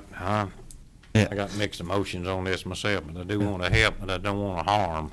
Yeah. Caught in a, I think, I think I see where you're coming from, and I agree with you. I'm gonna support this project. Sure. You know, we have a little over $700,000 in the SHIP fund. we had nothing at one time. We've got it built up to there. That we can bring this 300,000 in and put 50, Secure this. 50 homes on, you know, we can draw property taxes on, we can put people in their home. But at the end of the day, I think where you're coming from is you don't want to cut our one homeowner out from over here for redoing their home. Is that? Sure. Is That's that what- what you're looking at? And if it falls through, we get our money back. Now, I'm bad about money. If I don't get funded, you don't have to You do don't me do it, anything, okay? Good enough. All right, I mean, okay. so if we don't get funded, it doesn't cost the county anything. Okay. Floor is open for a motion. Mr. Chairman, before I put my motion on the floor, you know, we just got through talking about the redistricting. Yeah. This is the first phase to rebuild District 4. Mhm. I mean, we're talking about housing. Sure. Talking about the jobs that I just named out, all the jobs that we lost. So this is a start in rebuilding District 4 without even moving the lines. We So- need to build it, and then we need to help in the county in the future. here. Exactly. That's where I'm So going. I put a motion on the floor that we accept this. All right. I'll second that motion. And let me say, you know, Commissioner. I hate to break it down in districts. I think it's something good for Gulf County. Sure. I hate to even break down jobs by district. Mr. Smiley, I understand your concern, but look, when the paper mill closed and Arizona Chemical closed, that didn't affect our entire county. It- It didn't just affect No, District 4. I understand what you're saying, Mr. Yeager. It affected the whole county, but if you drop something on your big toe, the big toe feel it more than the hand do. Yeah, well, Okay? I understand. That's what I'm saying. So I'm not saying it didn't affect the whole county, but it really tore up the city of St. Joe, guys, and you guys. I understand. I understand. But I mean, there's, because the majority of the foreclosures was in the city limits. You see lots of foreclosure signs go up, and it hurt it. But now it hurt the whole county. absolutely it did. A lot of folks in our community work there. And I just don't want to break it down into districts. I don't want to start that. I mean, if we're going to be as one as a community, let's don't just say this is, it all affected District 4 and this all affects, it did. It affects the entire county. I don't want And people to I'll think leave my that- second and on. I'll Okay. take that back. I don't want people to think that it just affected. Okay. It affected our whole county. Absolutely. And this project that we trying to bring in now, it's going to affect the whole county. Good. I still got that motion on the table. All right, you got the motion, and you seconded, didn't you, Commissioner Yeager? Yes, sir. You did. Any discussion? Come on, Commissioner. The only comment I have is, I would have liked to have seen this on the agenda. And it, of course, this is something that I've talked about for well over a year. I think that items like this need to be on the agenda so the public knows what we're discussing and that members of this board have time to review and give thoughtful consideration to what we're being asked. So that is not a reflection on this issue, the substance of this issue, but I think that it rises to that level that I would have liked to have seen it on the agenda. And, Mr. Chairman, we had a special meeting where we had probably a dozen items that we considered with about 24-hour notice to the public. And I would like to ask you, as the chairman, you've been the chairman now for several months, to try to make that effort that we can get our information out to the public ahead of time so they know what business that we're working on, that we don't have a 24-hour notice of a special meeting that is not an emergency. I would like to ask you, as we've brought this up, to be attentive to that.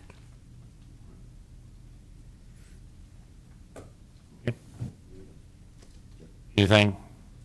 Any more? Before we vote, anything from the audience? Meeting get a little lengthy here. If no opposition, motion pass. Motion pass, 5-0. Sir, can I make one other Sure, statement? Rick. I want to thank y'all for supporting what we're trying to do for the community, and probably a good part of your community when we get this thing funded. But you mentioned other parts of the county. If there's an area that needs affordable housing that we don't know about, if you'll let me know that, however we go about that, I'm more than happy to go look and see if there's some way that we can fit those areas in. Right now, we've got the opportunity, because the land was given, because y'all are being part of it, we're going to be able, we think, to be able to make that happen. But if in fact there's another area that we can help with, the Paces Foundation will be right here with you. Good deal.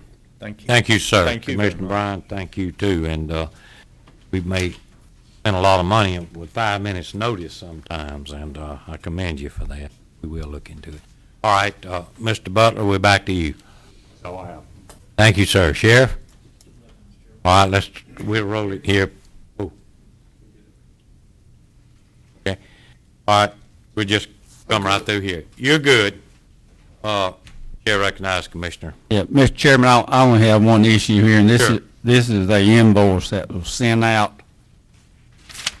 It was sent out second month, 5th day, 14 to Gulf Air Sewer. This is an invoice for $657.59. I'd like to give this to the administrator. Let's see about getting this money collected. If that's possible. Mr. Chairman, I am not aware of any business that's called Gulf Air Sewer. I happen to live in Gulf Air. We use the services of the beach's sewer system, but Gulf Air does not have a sewer, so you may want to check the name of the Okay, let me just go ahead and clear. Here, you got. Yeah, Mr. Chairman, let me go ahead and clear this up. All right. Because it's in the audience, Mr. Graney, this project was done for you. Would you come up, please? It was you or your subdivision or Gulf Air. Did we bill it wrong? Do we need to bill it to Mr. Graney, or how do we need to bill this? I believe we have the bill, and I don't know why it hadn't been paid yet, unless is there some communication between Mr. Seifert and, who is co-owner, and I don't know. And I don't know either, Mr. Graney. That's why I brought it up. Yeah. You know, it's 5 months overdue. Let me make it clear. I have no issue with the bill itself, and Mr. Seifert should be discussing it with the road department, who did the work for us, and I'll elaborate on it. I would like the opportunity to elaborate on it a little bit, but there is no issue that I know of. If we haven't paid it, it's because he hadn't gotten it, or he thinks he's negotiating with the road department on a specific dollar figure or whatever. There's no issue there. Yeah. Okay, now, let me explain something since it came up. Thanks, Commissioner Bryant, to bring it up. A long time ago, there was a Gulf Air wastewater treatment system and a Gulf Air sewer system, a long time ago. It was constructed in the mid-'70s as part of a project for a subdivision. And over time, as a subdivision grew and the subdivider went bankrupt, and then a new developer took over the project, the system was expanded, went back and forth, and so on. In 1999, I believe, or 98, I believe, the developer went bankrupt, and the system failed several times, its inspection with DEP, and the county, in response to the failure of the inspection with DEP, went in and shut down the system. No more hookups, no more sewer system out there, everybody must go to septic tank. This was in 1999, I think it was, or 98, I don't remember. Mr. Butler will probably remember it. The county and the DEP were heavily involved in the process. Okay. That left that whole development out there, and all of the people who live in that area, Gulf Air, seashores, the townhouses along the beach, left them with nothing, and the property was undevelopable because the lots were too small for septic tanks, because the system was designed to enhance the value with a co-op sewer system. So I lived in the area at that time in 2000. It would have affected my property and everybody else's property over there. So the homeowners association went looking for a buyer who would take over the sewer system and operate it properly, and so on and so forth, and relieve the developer from the bankruptcy and from the closure of the system. Okay? One of the dumbest of things I ever did in my entire life was I sat down with Mr. Johnson, who ran the bank, and I said, Greg, can you help us out if we find a business? He said, sure. We couldn't find a business. Then came the second dumbest decision I ever made in my life. Mr. Johnson said to me, why don't you buy it? We'll loan you the money, and then you get it fixed up and everything else. That was in 2000, and I haven't slept at night, I haven't had a decent night's sleep since then, and it's 2014. However, right now, what used to be known as the Gulf Air Sewer System is incorporated as the Beaches Sewer System, which is a DBA, the thing I'd have to ask my partner about it, the DBA arrangement, doing business as, okay, the Beaches Sewer System under ESAD Enterprises Incorporated, ESAD. You can figure out what ESAD stands for. It's an abbreviation, but that's the name of the business that owns it right now, okay? Now, so a lot of people refer to it as Gulf Air Sewer System, a lot of confusion about it. That's where it stands right now, and all the people who are builders are there. The owner of ESAD Enterprises Incorporated is myself and Mr. Frank Seifert, who is my business partner, and we own it in partnership. Both of us rue the day we ever did, and someday we'll get together with the city, and the city will assume it all when they get out to Beacon Hill and have it totally surrounded. Then it'll be worked out with the city to make it technically good. It's an excellent system. Now, so if the bill was sent, Mr. Seifert was expecting the bill, and if the bill was sent and he's got it, then he is either paying it or he is discussing the actual dollar amount with the city or the county. Now, by the way, and I'll get hold of Mr. Seifert as soon as possible, last Friday he had a heart attack and was hospitalized and had the stent operation put in and everything else. So I hesitate to even bother him about this, but as soon as he's able to get back to work and pursue his business and is out of the hospital and everything else, and had recovered, we'll get into the issue. And I don't know that there's this is the first I've heard of a problem with it. Now, let me go back one more point, because the issue is a project for me. The issue is a project for the community of Gulf Air, who, since all this happened, the county has assumed responsibility for the road maintenance within Gulf Air and seashores and all the other prospects out there. You can talk to Joe Danforth, or you can speak to Mr. I'm sorry, I'm getting old. Grantlin? John Grantlin? Well, Mr. Grantlin's one, but the other is Jake, I'm sorry, Jake Lewis. Pardon me, Jake. Here's what occurred out there many years ago, and it's a technical thing, but there's a thing called a lamplight manhole, which is a manhole buried under the road. It's intended to be buried under the road and never accessed. That's called a lamplight. You can speak to any. It's called a lamplight. Somebody before 2000 paved the Gulf Air, before we owned it, when the county took over, paved Beacon Road in Gulf Air. When they paved it, they cut so deep in the grading and the milling process, deep below it, that they clipped off the top of this manhole, of this thing, clipped it off. And then rather than repair it when they were working, it wasn't the county that did it, it was a contractor. Rather than repair it, he took a hunk of asphalt. Mr. Grantlin and I were down there looking, and Mr. Lewis, we were all down there looking at it when they got it uncovered.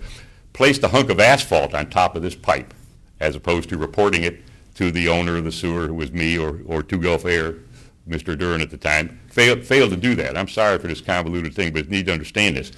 And of course it didn't match, because the break was all jagged and there's a piece of asphalt, the thing set on top of it. They then paved over it. Over time, sometime around, since before 2000, over time until last year, all that huge heavy rain we had seeped under the road, started leaking through the thing, pushing sand, dirt, and crunched asphalt into the wastewater treatment facility. We took care of that. It is back functioning normally.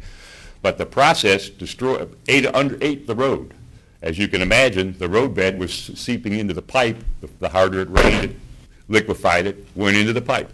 Mr. Danforth, Mr. Grantlin from the city water department, because there was concern there was city water, was the water system to do it, the sewer system.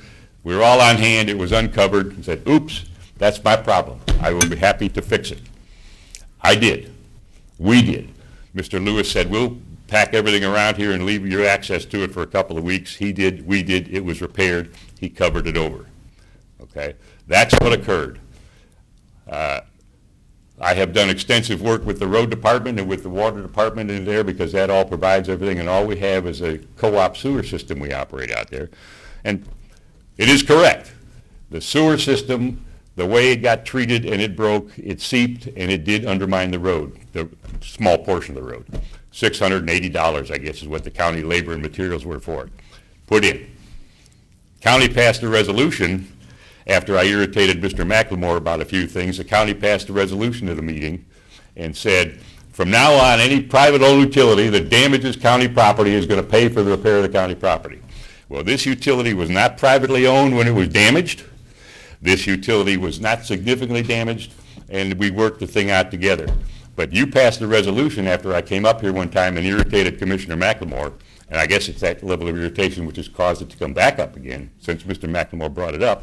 That level of irritation that I did caused Mr. Butler to propose at a subsequent meeting after I came up here and irritated Mr. McLemore apparently, at a subsequent meeting to propose a change. I'm just answering, I'm sorry.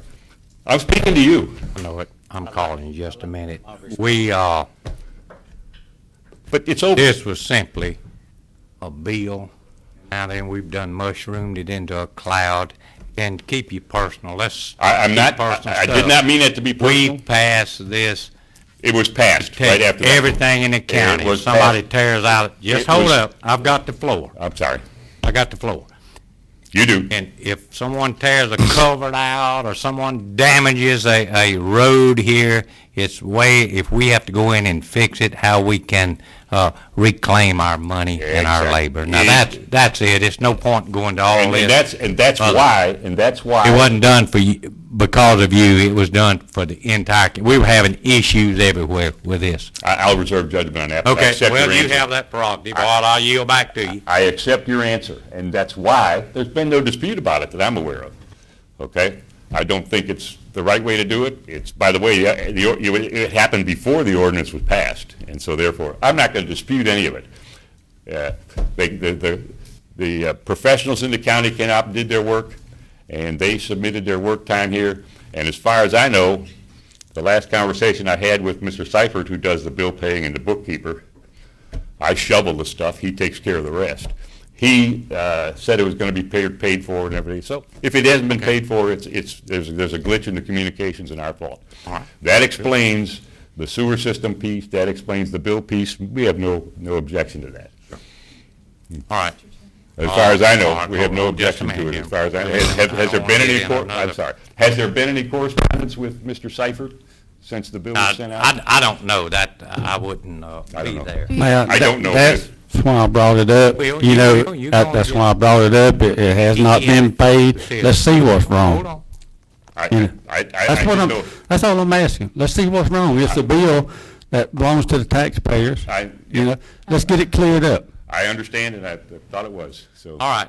Now we're going to yield over to Mr. Butler, do you want to give that to Mr. Graney while he's here? I'm sure we have another copy. Would you like the one that? I haven't seen the bill. The one I that assume it went to my partner. Commissioner McLemore had the invoice. Do you want to give it to Mr. I'll take Graney it while if you he's want to here? give it to me, if you want me to have it. As long as we have a copy of it, I don't have I a would problem think with we it. have another copy. Mark, do we have a copy of it? Didn't we generate it? Well, if you can give me a copy of it, I'll take it down, and then I can sit down with Mr. Seifert. If it's our invoice, we must have generated it, so it must be in our system. Okay, and can I just make one closing comment? Okay. One of the things that you do in a sewer system in Gulf County, if that's all you're operating is a sewer system, and there's a few of them around like this, they're co-ops or whatever, you interface a lot with the county and the city because of road issues, water issues, et cetera. It's almost worth it to me to pay this because I have never had anything but the most professional, competent, courteous assistance with the county road department and the people from the county who do this. They called me, we met, they did it, superbly accomplished. And the next time you get a contractor, don't let him mill the road so deep that he damages the sewer mains under the road. And then these problems won't happen. So. Well, it's a good bought experience. Thank you, Tom. So that's it. And I just one last thing to say. Sure. I would like at the end of this thing, when you call for public, I would like to talk about countywide voting.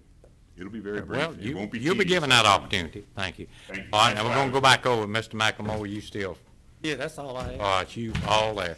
All right, Commissioner Bryan, let's move here, will you, please? You have anything before? The only thing I have is, Mr. Butler, if you could just give us just a little brief update on White City Park. I know you had provided me with some information, and if you could just provide that for the public to follow up from the last meeting.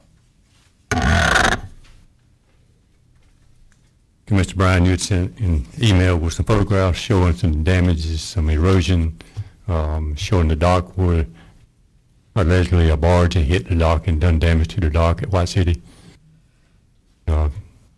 Steve Morton, the maintenance superintendent, he goes out and he tells me he had a conversation with you concerning those issues, but he goes in on the eroded areas. He puts some filter fabric and some gravel to stop that, so someone would break an ankle in it.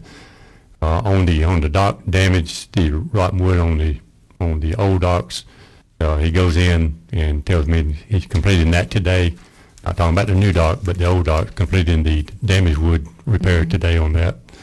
There was some loose wood, some walkways that were sagging. He got those back up.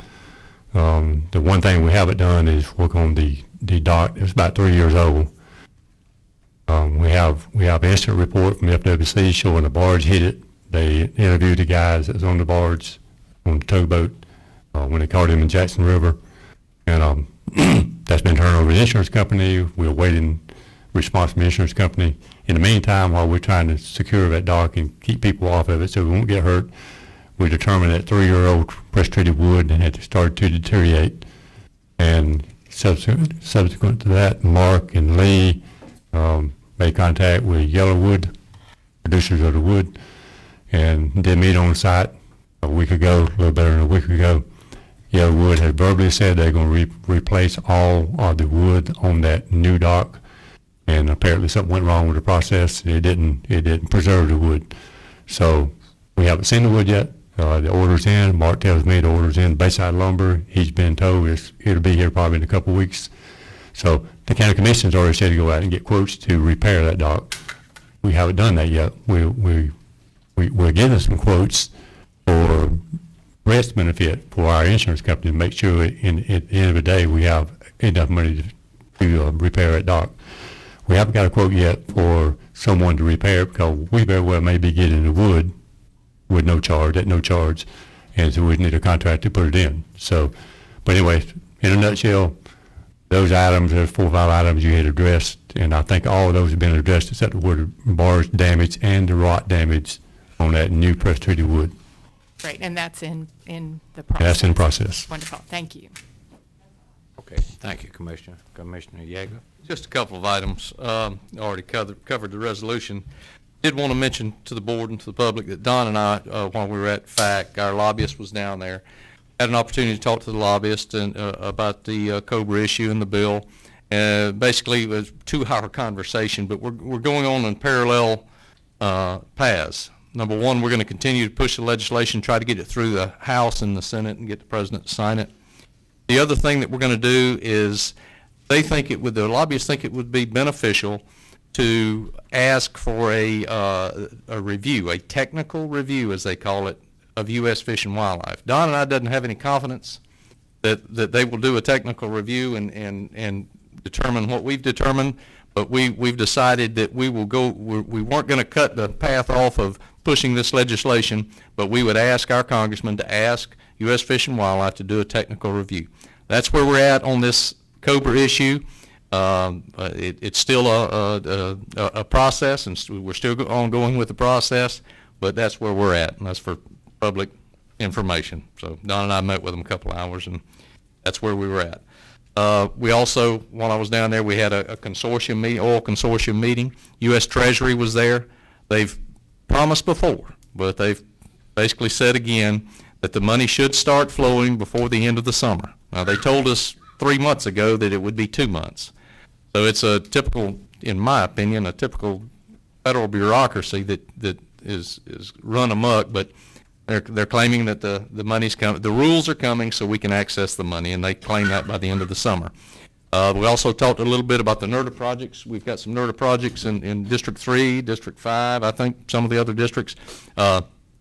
That money's being held up right now on the Fed side. There's must be an agreement with BP and the Feds that they haven't got ironed out yet, but those projects are still in the works, and we're going to get that money. It's just a delay. That was 2 of the things that we found out there. Appreciate some of the guys that go down to these FAC meetings, look, I don't know if, I know I made one of the meetings that FAC talked about some of the federal rules that's coming down. FAC in general, and we in general, haven't paid a whole lot of attention to what rules are going about on the federal bureaucracy. We're too busy chasing state agencies and that type thing. But the EPA is proposing a rule, and it's in the 90-day comment period right now. And that rule is for all wetlands to be jurisdictional federally.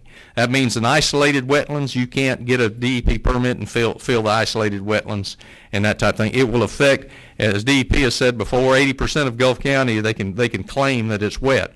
It will affect not only the county and the city, but it will affect you as a community member. If you've got some property and you've got one little area that they call wetlands, and what that would do is not only would you have to get a DEP state permit to develop your property, you would have to go through the federal process, which we all know is a disaster. When we try to get a permit from the Corps of Engineers or any other federal agency, it's a year-long process.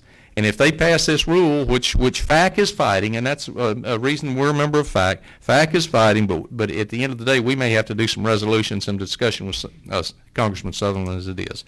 But I wanted to report on those couple of things that happened while we were in Orlando, and if there's any questions by any board member. That's all I have. All right, thank you. And I have a couple items, and we'll move along as sake of time. Said to start with, I'm on the budget committee again this year, and for the people watching on television and your computers, we're going to update this system here. We're going to get a system because we have so many people that are not able to get out and drive, and they look forward to watching these meetings, and this is the way they can get the absolute truth of watching the meetings. They can see it, hear it firsthand. I'd like to get it where we can even produce it live as it's going on right now. People can be watching it. But we've got to update our system here, and that's something that'll help everybody. It's not just a handful. It'll help everybody in the county. And so many people, I get a lot of calls on this about on the meetings. I was embarrassed. I go home and watch it on my computer where I can look at it 2 or 3 times and go over it, and with all this interference in it, it is, and it's terrible. Next, I've been working, and I'm sure these others, I'm not taking anything from them, but I can speak for myself, and I know my counterpart over here up in the north end of the county. Since June the 1st, we've been working with garbage. I was just last night, I got a call, and I get calls from everywhere, and hadn't been picked up. Well, I can truthfully say Waste Pro has, Mr. Rick Payne has worked diligently. It's not a day that we don't talk several times during the day with issues. And again, if anyone on television hears this, and anyone here, if you know anybody, they can call here at 229-6106, or they can call me personally at 227-5614. That's my cell phone. And we will help you. And all the people that's called, they've got instant results from Mr. Payne. They've been in the north end of the county. The geographics are a little different. Here, you go out, and let's just use let's use the St. Joe Beach, Beacon Hill area. You start at 386. You got one row of houses on the water, and maybe what, Don, 3 or 4 back, and that's it. But people go up in the north end of the county, in the Howard Creek area, in the Willis Landing area, in the Stone Mill Creek area, out in the Overstreet area. They're scattered everywhere. And it just takes a little time to get, especially on that end. I don't know, Commissioner Yeager, with your district, or Commissioner Bryan, or Commissioner, well, you're pretty much in the city, so yours is taken care of. But I'll rest assured, District 1 and District 2 has been in the garbage business, these 2 commissioners, since June the 1st. Yeah, I'm gonna get a check this month. I need one. And by the way, I did get my waste management. If any of you don't get your checks that had waste management, I got a reimbursement from waste management. So if you don't, notify somebody and let us know, and we'll work to help you. All right, the only other thing I have, up at Dead Lakes Park, Ms. Jenkins over here, we're getting people, this board back, going on 4 years, told me, he said, take it and turn it around and straighten it out. Well, it took a while to get it slowed down, turned around, and in the right direction. And we're turning a little profit on it.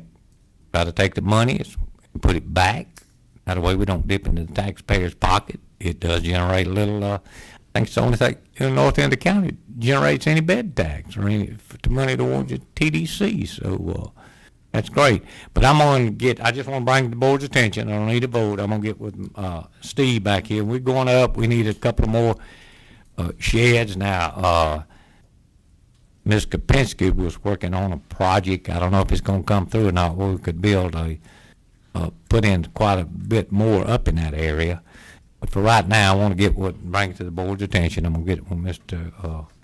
Steve Mark back in. We're going to go up and possibly build another 1 or 2, maybe 3. I need some more tables, and also I need some more little pavilions there because we are getting more campers, and a lot of them are coming, Ms. Jenkins, Minnesota, New Jersey, Michigan? And also internationally.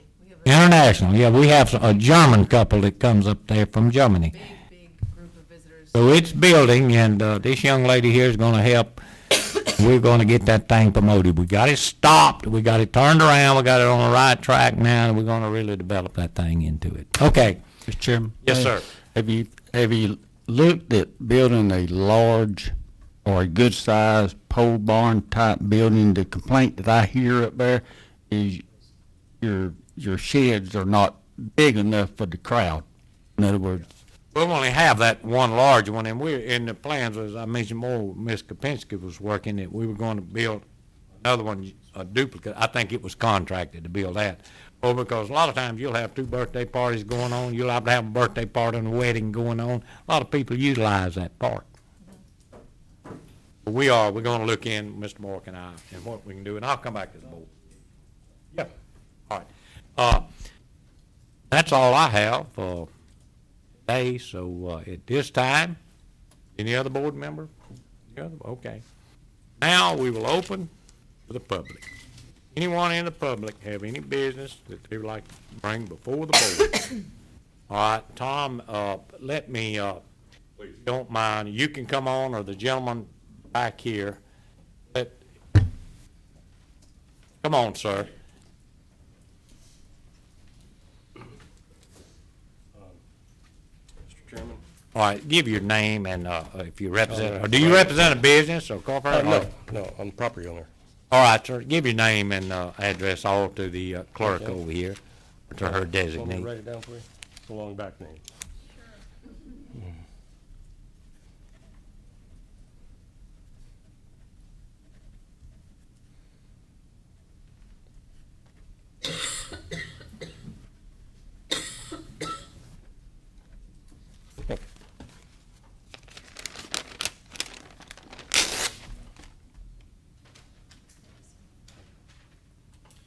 Chairman. Yes, sir, just for me, what's your first name, please? Bill Consulman. Bill, Yeah. okay, I can go with that. Okay. All right, sir, you have the floor. Okay, thank you. Earlier, one of the commissioners mentioned about focusing on housing, and it kind of lended itself to the issue that I wanted to bring up here. I'm from out of state, and I purchased an open lot, building lot, on the Cape 13 years ago, and paid the taxes on it for 13 years. Basically, I've started building recently. I moved an RV into a rented lot so I could come down from Alabama and supervise the construction of the house. The motorhome's been there for 2 years. And so at any rate, we're 90% done with the house. We need several more months of construction and supervision. And I've just received a notice from the County Land Development Regulation of a violation because I happen to be on a lot with 2 RVs on it. And I'm asking the board to consider an extension for several months so I can complete the construction of my house. I've looked around the entire county to try to find a place to move to. We're at the peak of the scallop season. We're at the peak of the tourist season. I couldn't even rent a house in this town. And being that I can't find anything to move an RV to, I'm asking for an extension of time to leave it on its location for several months and allow me to complete construction and then move it. All right, now, if I clearly understand you, Bill, said you're 90% done with building a home there. On the Cape. On the Cape, and you have an RV on that same lot? No, I don't. I Oh. rented a lot. Well, you rented a lot, and how many RVs is on it? There's two. 2 RVs. And you're asking this board to extend you on there, and then, when you said several months, now you didn't say years, you said months. Right. Actually, I think probably 3 months in total. You think 90 days possibly? I think so. In fact, I couldn't rent another lot for 90 days in this county. You're wrong with that, sir. All right. I mean, you know, Go ahead. excuse All me right. interrupt, but Bill, yes, please, we're going to give him a little more time. Go ahead here. you got to go up north a little bit further than where you've been. I I'll go recognize- show you some if you want one. I recognize that, but I have to be at the job site 2 to 3 times a day. I don't have no problem with getting the 90 days to finish his house. But does it, I think let's we- go right over here now. Let's Yeah. keep it in order. Good to see you, Bill. He actually come to see me and, Sure. and was asking me for I explained to him I'm one commissioner. I can't give him permission to do something that's against an ordinance. That's my thing. Is it in violation of an ordinance? Yeah, we've got LDRs, and I explained this to Bill, that you can have one per lot. I asked him about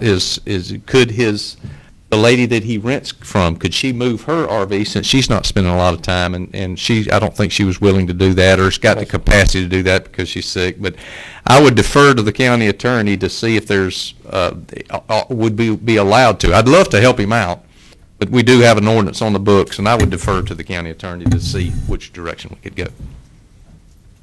All right, Mr. Attorney? And can I just Sure. say one thing before All we right, go to we'll go the here. attorney? I have also been contacted by various people in District 3 that have, not because they're constructing a home, but have other reasons that they have asked to have some time to have a waiver of that ordinance. So I just want to put that out there in consideration, that there are other people who have different reasons that would like to have 2 or 3 for a certain number of months. So just want to let you know. Give us the legal side. Sure, Commissioner. Your LDRs right now, as they're adopted, do permit 1 RV per parcel. So in Mr. Councilman's issue, it's not only the extension of the waiver of time, it's the fact that even if you give the extension of time, there's still more than 1 RV on that parcel. So there's really 2 issues. Michael's doing his job, obviously, issuing the citations and notices and limiting us to 1 RV per parcel. You have the ability, obviously, to create or amend that LDR if you gave us the instructions to do that. I just want to take you all back to the RV ordinance. There's specific language in the RV ordinance that we've introduced over the last few years that addresses Mr. Councilman's issue, which is there is a coastal tourist corridor. There was a public safety issue in language about how long you could leave RVs on an individual parcel. And there was an exception there that gives you all a tool that if someone's building a home, they're allowed to park their RV there for an extended period of time beyond what the ordinance would approve. That would give them the ability to finish their home and supervise it. And that's why the RV was there. Now, that ordinance has not been adopted. You've had variations of it in front of you all. But that language is out there for you all to consider. And again, I'd be happy to circulate that to you all. As it stands right now, you're allowed 1 RV per parcel. Mr. Councilman has indicated there's other RVs on the parcel, so it's in violation of the LDR regardless of the time extension. Within the confines of the LDR, we don't have that ability or flexibility to grant waivers. What I would encourage the commission to do is to reconsider a variation of that language that we've introduced. They had a committee, you all know, put an extensive amount of time into it, and I know there's been members of the public that have also given you all their comments on that ordinance as well. There's 2 different zones as your Waste Pro contract, and prior to that, your Waste Management contract defined a tourist corridor. Our sign ordinance now defines a tourist corridor, and an RV ordinance, as is proposed, would define a tourist corridor. So Mr. Councilman's property and his home he's building and the RV would have the ability for you all to exercise the right to extend his time to stay, if that ordinance was on the books. As it stands right now, he doesn't have that. But my question is this, if he were to, and this is what if he were to move his RV onto the lot that he's constructing his home, then that would, everything would be moved then, wouldn't it? As it stands right now, he's allowed to do that. Do what? He can do that. But he's not on his lot, he's on a And that's other what lot. violates the LDR. That's right, so, I don't know, Bill, here we are. I don't believe I have that option because of the bylaws of the subdivision. It wouldn't be permitted. So have you gone to the association and asked for a waiver of their bylaws on a temporary basis while you do construction? There's one other issue with that, ma'am. Right now, it's just a sand road on it, and it's a pretty steep slope.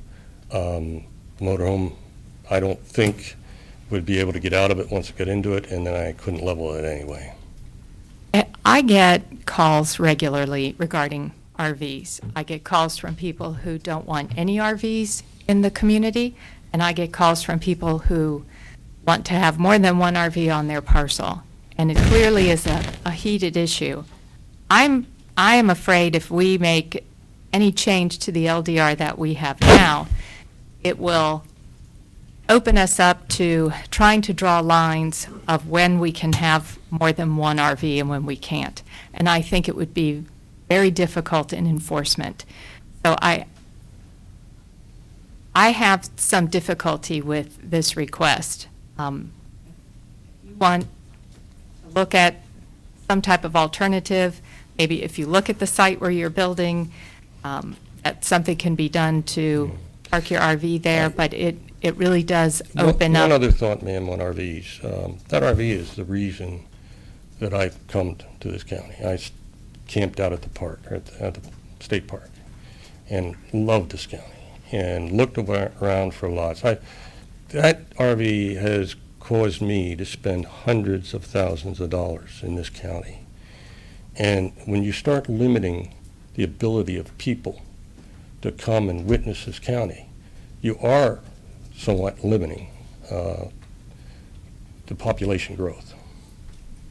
I understand, sir, and there are people who would make the argument that they have come and built a home, like the home in the association-run community that you're building, but they may not have an association, and they may have lots surrounding their home that they've built that will have 2 or 3 RVs, that in essence, it's like a mini RV park, and if they feel that it affects their property value.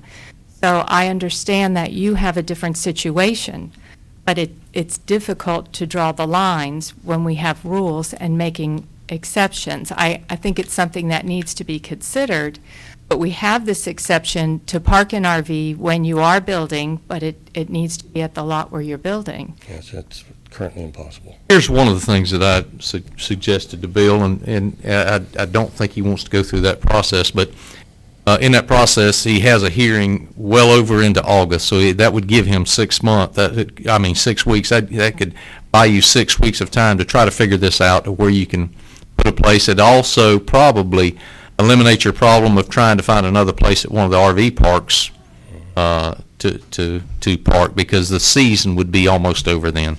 I don't think that's abusing the system. I think that's before you reach your hearing, you should be able to, in 6 weeks, to figure out another location that's closely that you could do that, put your RV. So my suggestion, instead of changing the LDRs and instead of trying to do something like that, is just let the process take its course. And I think before you get to the place that you're going to have your hearing in August, you can probably figure out where you can put that RV. And it keeps us from, as Commissioner Bryan says, from bending our rules, in which we will do over and over and over again if we start it. So, unfortunately, I don't have the authority to do that because I'm not the property owner. And I know the property owner will not expose herself to any even threat of legal action. Hearing. She'll have the sheriff's department take me out of there. Did you move hers? No, sir. Right now, she has this very serious problem. It's taking chemotherapy. Here, okay. Mr. Councilman, you had mentioned that there were 2 other RVs in addition to yours on that Yeah, parcel? Just yours and hers? Just 2 units. Okay. Again, like I said, it does open the door. You've dealt with the issue, but and it's not an issue of property values or assessments or impacts to the community in that ordinance. If you read the ordinance as it was proposed, it goes to the public safety issues and different corridors throughout the county, flooding issues, emergency response, removal during, so it's a complex issue, as you've all touched on, and there's 2 sides to it. But I can say right now, since we've worked on this for 4 years, that the county has a bare bones approach, which is 1 RV per parcel. We've discussed it in previous meetings and public hearings about setback requirements and what's required under the utility hookups. And Gulf County does have a minimalist approach to RVs right now. That RV ordinance in its latest form addresses a lot of those and tries to get some uniform approach from the county. So, what's on our books in the LDR is 1 RV per parcel. And there is not an ability to get 2 on there right now. Well, Mr. Chairman, while I hope you understand, Bill, our hands are tied.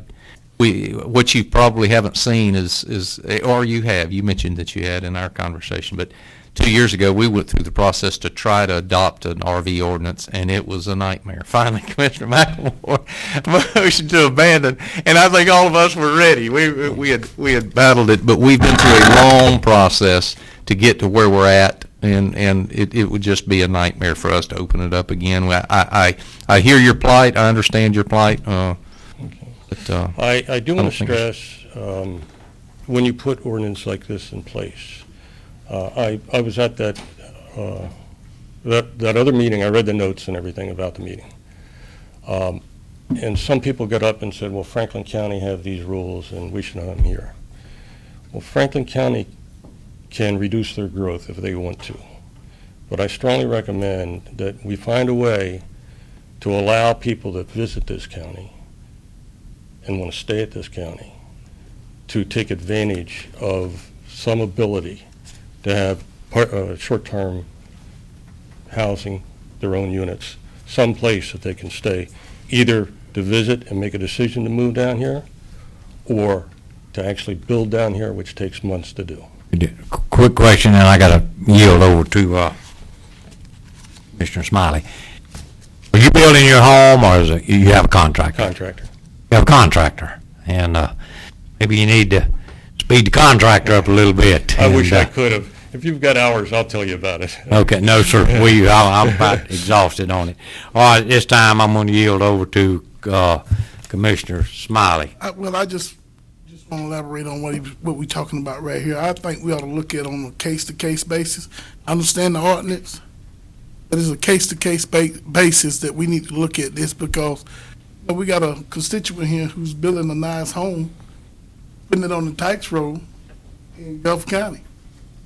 I mean, there's something, I don't understand that one. I'm sitting up here behind it. I can tell you it's Gulffront property, and if you look at what I've paid over 13 years and not lived here and taken advantage of wearing out the roads or anything like that, I've probably paid close to $50,000 in taxes on that property. Okay. But again, Bill, we have our start bending and twisting and turning. I recognize you the don't pain. even need it. Then. I recognize the pain. Okay, well, thank you, sir, for coming, and, all right, we got a motion right here. Commissioner. I'm sorry, I didn't hear the motion. Is that, we don't need a motion. We don't need- No, don't need to vote on it. no. All right, sir. Thank you. Thank you, sir. And Bill, I'll continue to look and try to help you. See I if know we the can folks find at him a Indian place. Pass, and I'll continue to try to help you look to find a place close. Okay, thank you. That maybe another lot there somewhere. Mr. Collinsworth, then I got to get to Mr. Graney over here. Come on up briefly, please. Mr. Commissioner, I did talk with the councilman yesterday. This has been going on since January. Mike has been over backwards.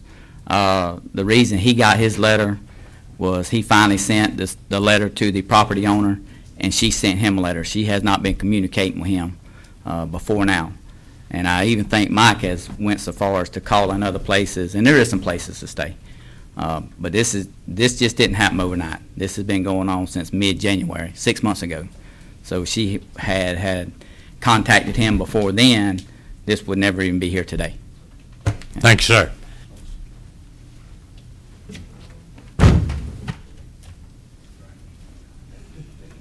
Tom, you have the floor. All right. Okay, sorry, we just did. I'm Colonel Pierce T. Graney Jr., 8513 Trade Winds Drive, Port St. Joe, Florida. I threw that in because I'm not talking like Tom Graney did. I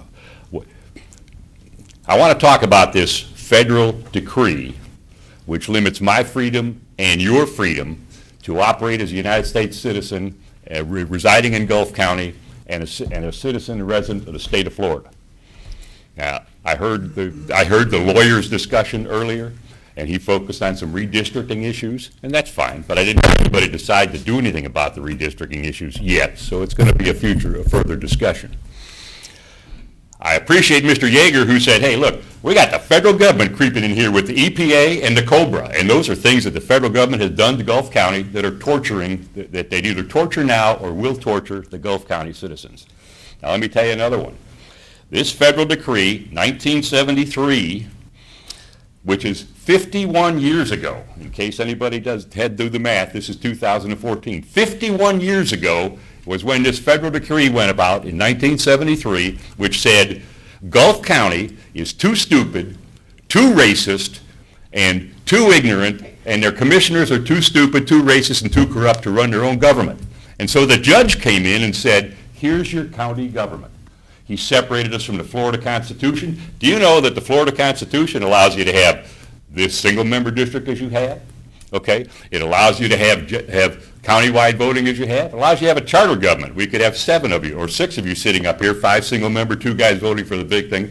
We'd all go out and shoot ourselves if there were 7 of you up here, but that's allowed under the Constitution of Florida. Now, except if you're a resident of Gulf County. If you're a resident of Gulf County, you're not allowed any of that. Because in 1973, a federal judge stood up there and said, I know what's best for them ignoramuses in Gulf County, and they're all a bunch of racists, and he told you what the government had to be. He told you it must be single member, must be these size districts, you can't redistrict without my permission. That's the federal judge in 1973. You talk about federal interference. I don't get to vote for the form of government in my county. You don't get to vote for the form of government in this county. You got to go crawl to the federal judge and ask him to please, Mr. Judge, help us out here. We're still so ignorant and so racist, we need to do it. Now, I wouldn't have read this county in 1973. There was some serious issues in 1973, which led to, between 68 and 73, which led to forced busing, forced integration, open housing, affirmative action. Probably all necessary. In the parts of the country I lived in, it was necessary. Maybe it was necessary there. And then in that sweep of things, the judge decided he would fix Gulf County.